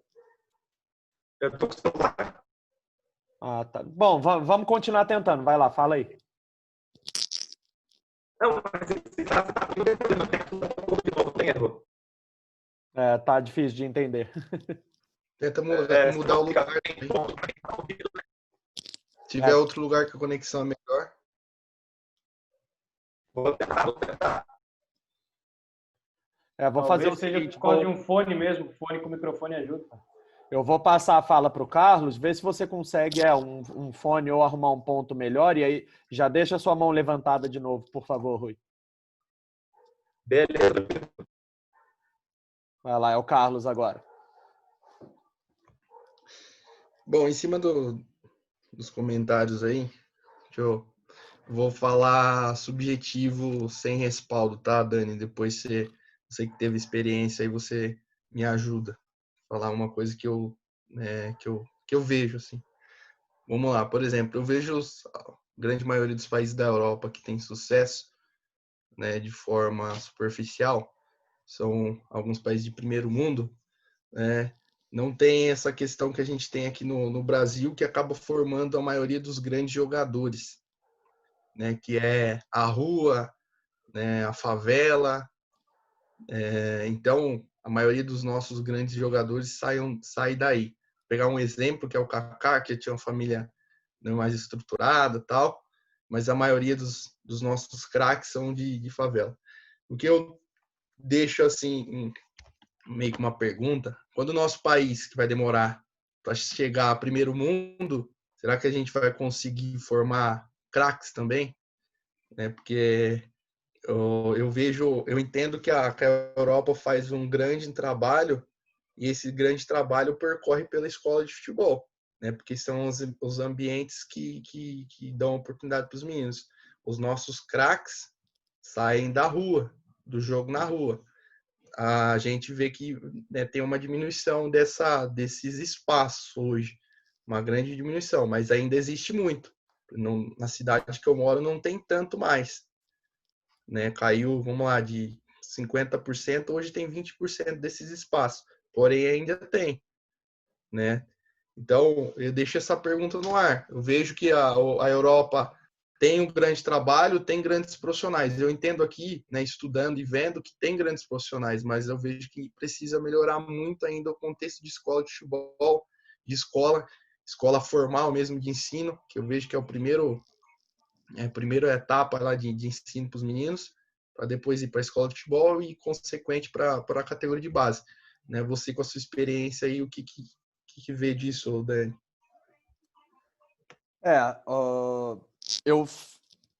A primeira reação que eu tive ouvindo sua fala foi quando a gente sempre dizia que 99% dos meninos sonhavam em ser jogador de futebol um dia, na minha geração, pelo menos, a próxima geração. Será que hoje em dia o número ainda é o mesmo? Com a quantidade de prédios que passou a existir, com a evolução da tecnologia. Então, para começar, o cuidado que a gente não precisava ter com o futebol antigamente, porque ele era esse fenômeno que não precisava de profissionais que tomassem conta, que o informal já dava conta do recado. Hoje em dia, o informal já não está mais dando conta e talvez o excesso de profissional também não esteja sendo bem feito. Então é aquilo. Para os Estados Unidos, no momento, ainda estão no boom, né? Ainda é uma certa forma de novidade. Então, as crianças estão entrando mais e mais, até porque comparado aos outros esportes, o risco de lesão é menor, o investimento é menor. Os equipamentos do futebol são muito mais baratos que equipamento de hóquei, de futebol americano. E outra coisa é que nos Estados Unidos eles fazem essa divisão de esporte por temporada, né? Então o basquete não acontece o tempo todo. Na região que eu morei, o basquete só acontecia no inverno. Então eles têm esse estímulo do menino vivenciar vários esportes, né? Não sei se eu respondi bem a pergunta ou se eu fugi um pouco do assunto, mas enfim, na minha visão é isso. O futebol brasileiro está precisando mais do que nunca de que pessoas bem intencionadas e bem informadas tomem um cuidado melhor com referência teórica. Em cima disso, até um comentário que eu fiz, fazer uma ligação, acho que o Lídio comentou lá, faço até um parênteses aí, né, que a gente falou sobre o Skagler, que é um grande pesquisador, mas eu acrescento também o João Batista Freire, né, que fala da pedagogia da rua, né, que convida nós, que trabalham no ambiente de escola de futebol, trazer essa pedagogia da rua, que formam muitos atletas, para o ambiente de ensino formal. Isso, o Né? Scalha é filho acadêmico dele. Então ele tem uma linha lá, ensinar futebol, ensinar bem futebol, ensinar mais futebol, ensinar muito além do futebol, que é um dos Que eu pilares levo lá pra mim como minha missão. É dos pilares da pedagogia dele. Da escola da bola, da pedagogia do jogo, da pedagogia da rua. Isso aí. Beleza. Antes de eu liberar para o Gui falar, eu queria saber se o Léo tá vivo ainda. Estamos sentindo sua falta aqui, Léo. Estamos querendo ouvir você. Vai lá, Gui. Tô sim, tô vivo sim. Então, beleza. Vou liberar para o Gui falar e a gente quer ouvir suas impressões aí também, Léo. Vai lá, Gui.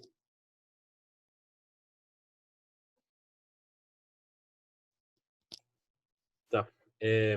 Só antes de mais nada, a minha internet hoje, ontem, tá bem complicada, então Robotizou, Gui. deu uma travada, dei um aviso aí.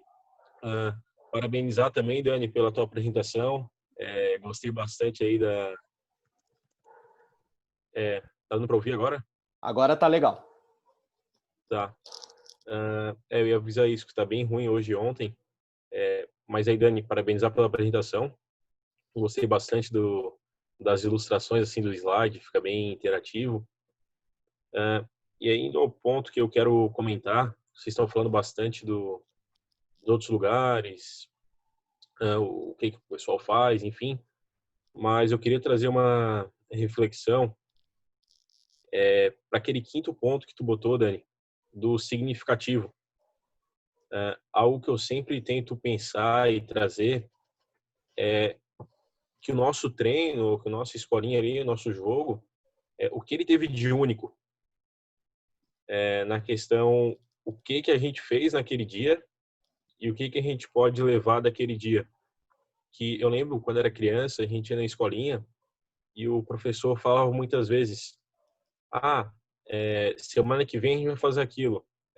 Vamos deixar para semana que vem. Mas, naquele dia a gente fez tanta coisa, eu não quero saber de semana que vem. Trazer esse processo de reflexão também para os alunos, de que naquele dia o que a gente aprendeu, perguntar para eles, e a gente perguntar para a gente mesmo.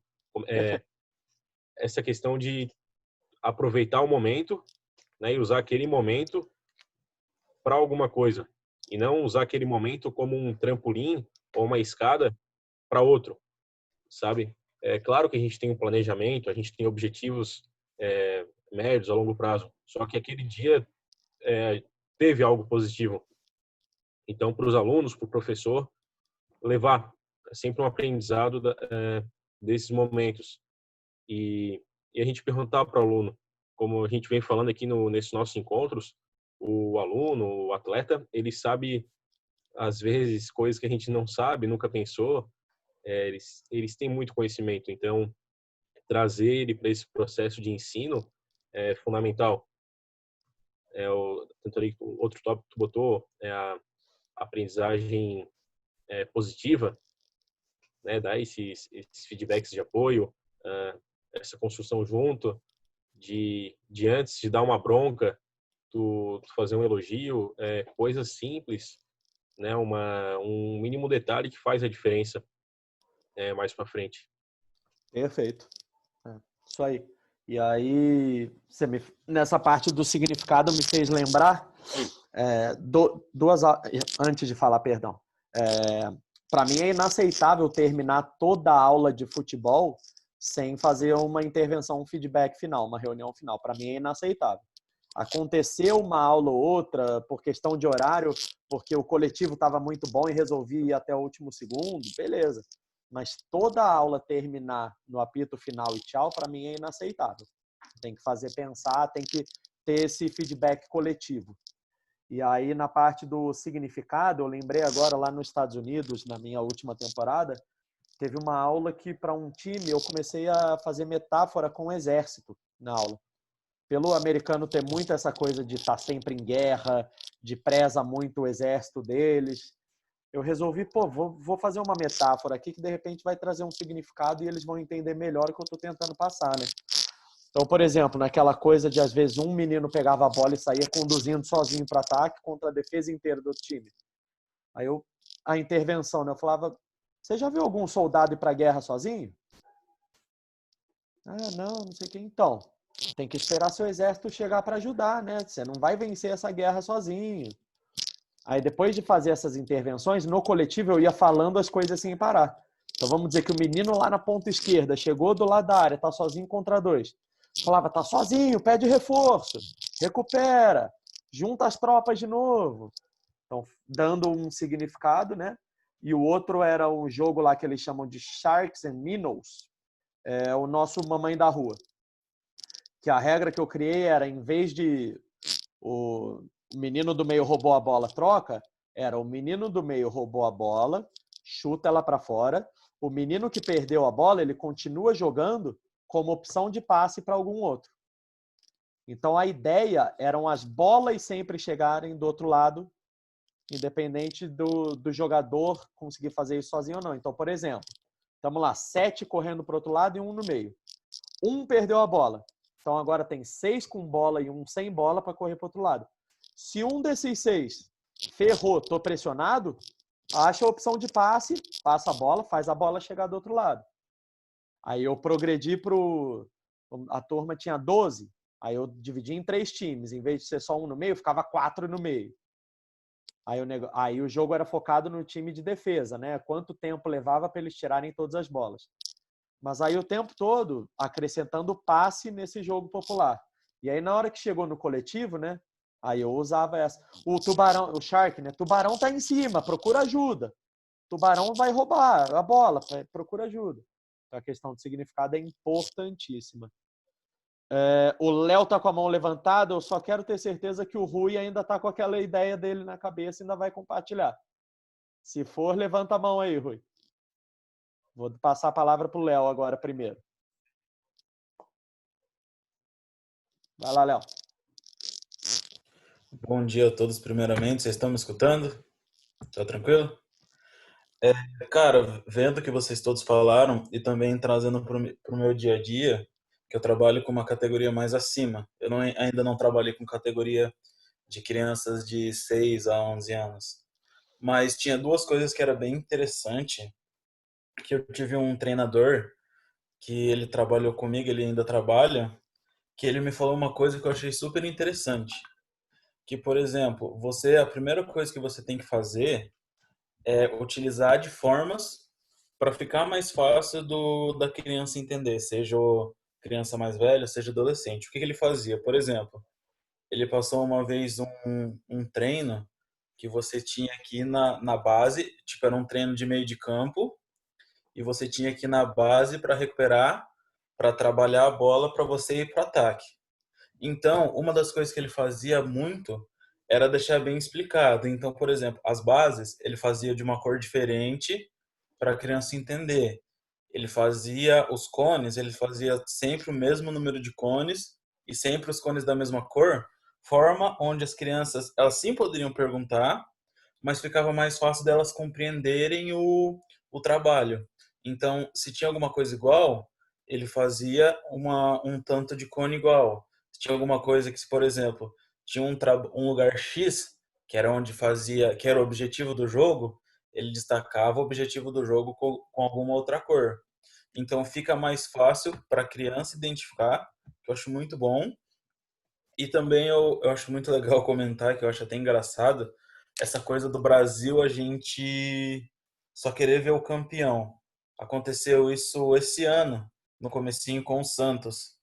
O, o Jesus foi campeão, daí os caras foram no Santos e contrataram um estrangeiro. E é muito engraçado como essa coisa de desafio, o Lígio ele conhece, tem um menino que ele chama Crisão. Ele tá no sub-17. O moleque é absurdo. Absurdo, joga muito, muito inteligente, mas é aquela coisa do desafio, entendeu? Então, foi muito engraçado que a gente teve um jogo contra um time aqui da cidade e o lateral do time dos caras ficou buzinando em cima dele, falando que ia botar o cara no bolso, não sei o que, ia deitar. Ele destruiu o moleque. O moleque não jogou. Então entra nessa questão do desafio. Eu acho muito legal como o desafio faz o cara acordar, jogar. E às vezes ele não tem, às vezes ele desanima porque ele não tem esse desafio. Então, por isso eu acho importante sempre o desafio, mas sempre tendo um princípio e sempre não deixando o atleta ter uma especialização precoce. Então, acho que esses são os dois pontos-chave, na minha opinião. É importantíssimo que o professor também, pegando esse exemplo aí, conheça o perfil de cada criança, né? Tem criança que responde bem à pressão, tem criança que responde mal à pressão. Então, você conhecendo a criança, você começa a saber lidar melhor com ela, né? O exemplo clássico aí do futebol de alto nível é o Neymar, né? Todo mundo sabe que o Neymar, você tem que passar a mão na cabeça dele se você quiser ter o bom rendimento dele, né? O Neymar se você grita, se dá o esporro, você perde ele. Ele é a criança mimada, né? O dono da bola, vai embora, leva a bola embora. Fala, Rui.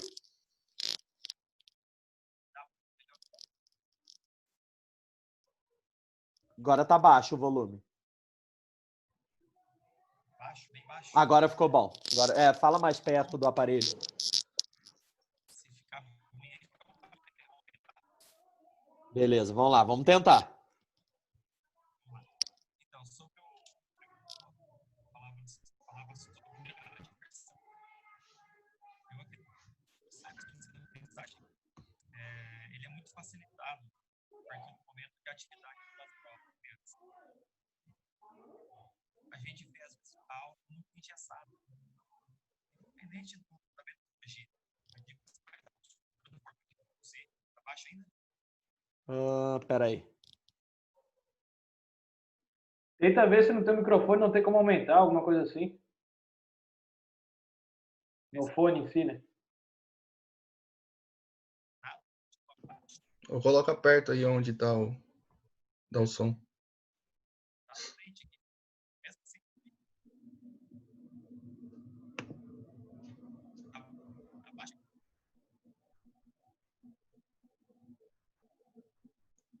Tá bem baixo. Vamos continuar tentando. Eu tô deixando todo mundo no mudo para ver se melhora. Eu estava falando um pouco mais alto aqui, mas eu vou ser breve. Então, eu digo assim, em relação ao curso, a forma social, e tirar o fone. Vou desconectar o fone, vou tentar. Tenta, vamos ver. Melhor agora. Melhorou. Melhorou? Vamos lá, então. E acaba tirando o prazer da criança de fazer a aula.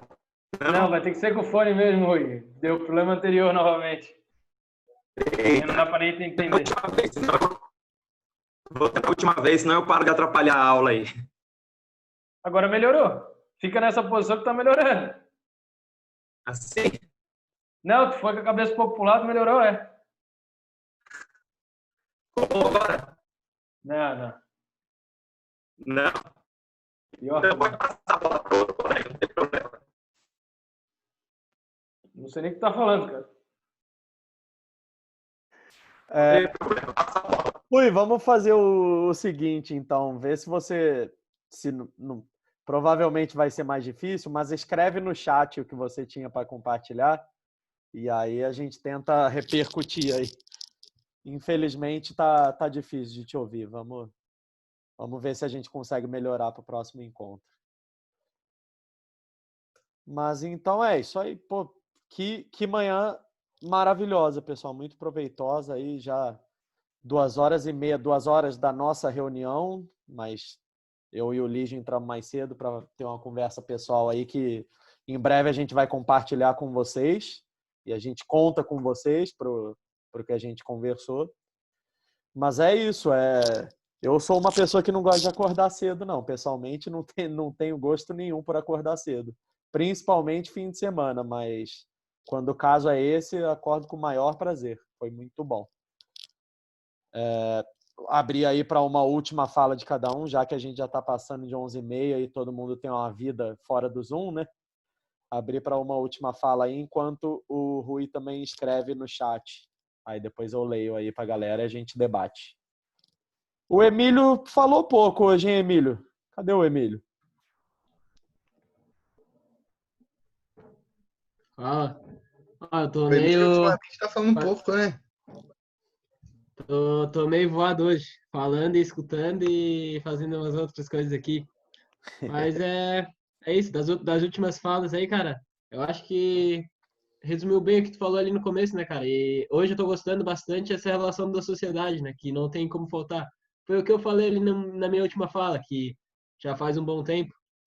E por isso que eu não tenho falado tanto, porque só quero escutar mesmo, não tenho o que acrescentar nesse momento. Show de bola, também é bem-vindo, quem quer só escutar. O conteúdo foi tão completo que não tinha como falar muito, né? Por isso que a gente ficou mais ouvindo. Pô, que bom, fico feliz. Eu e o Lídio estamos conversando muito aí no privado sobre estratégia, que a gente gosta disso, né? Quando ele me convidou para fazer sábado, eu falei, pô, na hora, adoro essa posição de liderança. E aí é característica de professor, né? Professor gosta de compartilhar, gosta de falar. E estamos fazendo o possível aí para melhorar sempre essas reuniões de sábado e fazer algo maior ainda do que só as reuniões de sábado. Vou dar meu complemento, então, né? Pode falar, Emílio. Até para acrescentar, no começo da reunião eu tava pensando nisso, cara, como tá sendo tão legal aqui a gente fazer uma reunião presencial, daí o cara pensa, pô, mas tem uns lá em Pernambuco, daí não tem como, né, cara? Tá todo muito longe. Quem sabe a gente cresce o suficiente para fazer regional, pelo menos, né? O Carlos e o Rui não estão muito longe de mim, por exemplo. Mas, pessoal, à vontade, quem quiser vir para Floripa, eu marco a reunião, só vocês agendarem aí uma data. Ah, tranquilo. Mas esse período nos permitiu esse ambiente, né? Que a gente não pensou antes, né? Mas hoje a gente despertou, principalmente o Zoom, essa plataforma está ajudando bastante.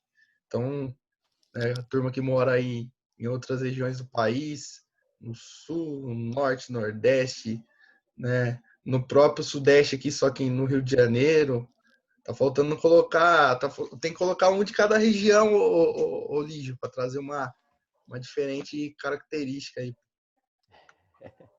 Como o Léo disse aí, um churrasco sempre muito bem-vindo, né? Sempre dá certo.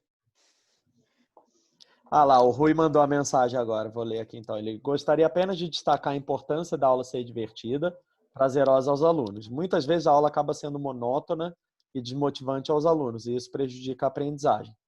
E também em relação à cobrança excessiva dos pais por resultados, sendo que esse aspecto nem foi citado entre os 10 primeiros mais importantes para as crianças. Perfeito, Rui.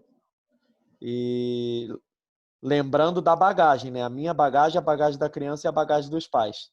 Eu, quando comecei na escolinha e soltava, o coletivo era tradicional de fim de aula para todas as turmas de todas as idades, na idade mais nova, eu via que tinha muita criança que não queria fazer o coletivo e aquilo não entrava na minha cabeça.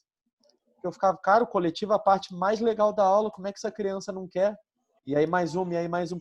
E aí você vai se informando, buscando conhecimento, você começa a entender que o coletivo é muito complexo para uma criança de 5 anos, dependendo da criança, né? De novo, a bagagem. Tem criança que o coletivo é restritivo. Eu começava a tentar me colocar na pele da criança ali e pensar, né? Pô, mas eu chutei a bola, eu fui o último a chutar. A bola saiu do campo, por que que a bola não é minha? Eu cheguei primeiro na bola, por que que a bola não é minha? Por que que a bola é do outro time? Então é essa arte também, essa empatia, né? De pensar com a cabeça da criança de 5, 6, 7, 8 anos. Que aí nos Estados Unidos eu fiz muito essa aula para criança pequena, que não tinha o jogo de futebol.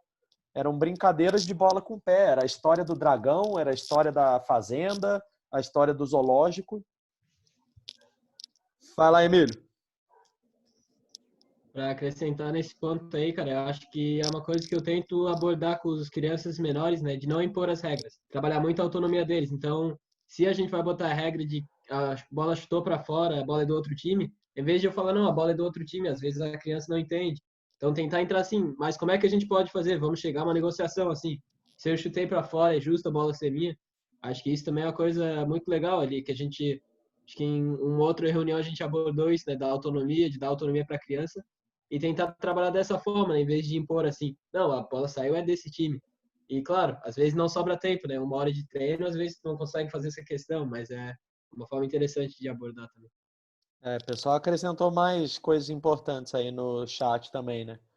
O Gui falou, coletivo é a parte que ela está mais exposta, acertar e errar com cobrança dos colegas, é isso tudo. Então, entender aquela cabecinha ali novinha faz parte de dar uma boa aula também, uma aula mais divertida.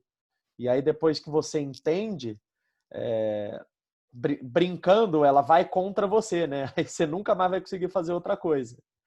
Mas a criança está se divertindo, o pai está feliz, você está atingindo o resultado. Vai lá, Emílio. Não, já foi, tô com a mão levantada ainda outra vez. Ainda. Ah, tá. Beleza. Então vamos lá, pessoal. Estamos encerrando. Mais alguém aí querendo compartilhar alguma coisa? Daniel, faz tempo que a gente não te escuta. Xará, vai lá. Não, era só para uma consideração final mesmo em relação a como você falou. Ela estava falando, o Carlos falou que essa questão agora que a gente está parado acabou dando a oportunidade de a gente estar usando o Zoom, conhecendo o Zoom e conhecer pessoas novas. Nesse momento de pandemia eu tenho ficado, provavelmente no início fiquei muito desesperado, para ser sincero a vocês, porque eu estava com umas oportunidades muito legais, profissionais assim, né, e infelizmente tiveram que esperar, mas copo meio cheio em vez de ver meio vazio. Se não fosse isso eu não estaria conhecendo todos vocês aqui, eu não teria conhecido o professor Felipe, que me apresentou a todos vocês, que é o professor Felipe num curso. E nesse curso a gente foi convidado para fazer uma live e nós nos conhecemos, nos tornamos colegas de profissão, assim como todos vocês, assim, procurar ver as coisas de uma forma positiva, né?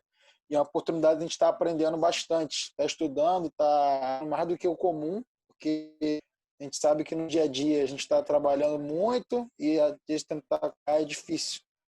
E estando em casa a gente está até procurando muito mais conhecimento do que antes e achando muito mais conhecimento do que antes com essa troca, né? Agradecer a vocês pela oportunidade, muito obrigado mesmo. Eu sou uma pessoa, sou fanático, viciado completamente por futebol. Futebol é a minha maior paixão, a minha maior droga é o futebol, né? Então, assim, muito feliz por estar aqui com vocês, de verdade. Muito obrigado e a gente possa aprender muito juntos ainda, se Deus quiser. Show, Xará, muito bom. Digo mesmo, o que está mantendo minha sanidade é continuar essa evolução, lives, reuniões, conversas, porque eu não dou um treino de futebol em campo desde novembro.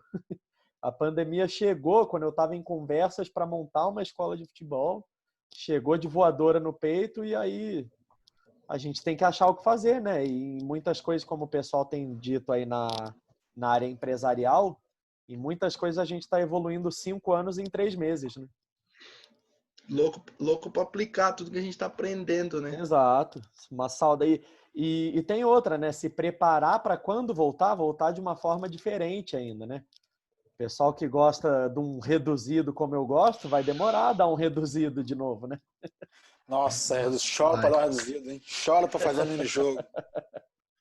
Pois é. Deixa eu dar minha última fala então, Dani, para Vai fechar lá. aqui minha participação. Acho que tudo que o pessoal falou é muito importante, acrescenta muito. Esse bate-papo realmente, o Daniel comentou ali, eu fiz um curso, até alguns fizeram aqui, foi de onde eu peguei os primeiros, vamos dizer assim, para fazer essa reunião, do Gabriel Bussinger, aqui de Floripa, treinador do Avaí, e ele tinha exatamente essa ideia de passar um conteúdo breve no dia e depois botar o pessoal todo para debater. E eu vi, caraca, como isso é enriquecedor. Eu nunca tinha pensado como um curso podia ser assim. Um curso, não é que seja um curso aqui, mas assim, como, na real, eu tô aprendendo tanto quanto o pessoal que já está no curso comigo, quanto com o professor do curso, quem está abordando o assunto principal. Falei, caraca, vai ser muito bom você tentar fazer. Eu chamei alguns conhecidos do curso que toparam, o Carlos, o Felipe, alguns que estavam aqui de Floripa, eu conheci, e a gente foi agregando com gente, né? O Rudi, o Daniel entrando hoje. E, cara, como isso é muito bom, né? A gente vê outras realidades, a gente conversa, entende outros contextos, vê outras coisas. Felizmente, eu não estou ficando louco para aplicar tudo, eu já estou, aqui em Floripa já está trabalhando, eu estou começando a botar em prática, com personagens, alguns casos, com alguns casos excessivos, com treinamento que a gente já voltou também escolinha, com várias limitações, mas enfim, estou menos maluco que vocês, eu acho. Para finalizar, então, minha fala, eu acho que eu destaco o mesmo que o Rui colocou ali. Hoje, eu estudei muito, isso, ficava estudando muito até no passado, essa questão de metodologia, por que o analítico, por que o sistêmico, por que o global, por que isso, por que fazer aquilo. E eu parei para pensar um pouco e eu falei, cara, a metodologia é extremamente importante, entender ela, vivenciar ela, aplicar ela, é extremamente importante. Só que eu acho que hoje eu acho isso, né? Isso é bacana a gente ver na nossa evolução. Hoje, mais do que do que a metodologia, eu penso no atleta em si. Então, eu e o Emílio participamos também de umas reuniões de um grupo de UFSC, e a gente está estudando até uma época, né, sobre o treino centrado no atleta, né? Que na verdade é exatamente isso, independente se for trabalho individual, que é mais fácil fazer isso, no personal, no atletismo, enfim, lutas, que ele, o atleta, é um time, né? Ou num grupo coletivo, como é o futebol e outros esportes. Como esse treino voltado ao atleta, não diria que ele é importante, eu diria que ele é o básico, na verdade. Porque a gente tem que formar um time através dos atletas, através do individual, e não o contrário, não o individual ser formado através do coletivo. Então a gente tem que pensar sempre no atleta. Não adianta eu fazer o melhor treino do mundo, com as ideias do Guardiola, com o objetivo do Klopp, com o treino do Mourinho, onde o meu atleta não entende, não vive, não compreende, não tem significado para ele, nada disso. Então, ali, o número 5 que o Dani botou, né? O significativo, eu acho que hoje é onde eu estou mais me empenhando em entender para minhas práticas, para minhas aulas, e principalmente entendendo como fundamental nesse processo de ensino-aprendizagem para o futebol. A gente tem que transformar o ensino, trazer o ensino para ser vivenciado pelos atletas onde eles tenham significado. Acho que é essa a minha contribuição final para a aula de hoje. O significativo me fez lembrar de quando eu era aluno, que eu fiquei pensando assim, cara, eu era muito desatento ou o professor nunca explicava sobre o que era o treino? Eu não consigo lembrar de uma aula, um treino que eu tenha participado como aluno atleta, que eu soubesse o tópico, assim, óbvio que a gente percebia quando era passe, chute a gol, mas um tópico mais a fundo, né? O tópico tático, eu não lembro de nenhum treino que eu tenha feito que eu fiz um treino de posse de bola aquele dia, eu fiz um treino de penetração, um treino de... Enfim, ou eu era muito desatento, ou os professores treinadores que eu tive nunca deixaram isso claro para mim. Vai lá, Xará.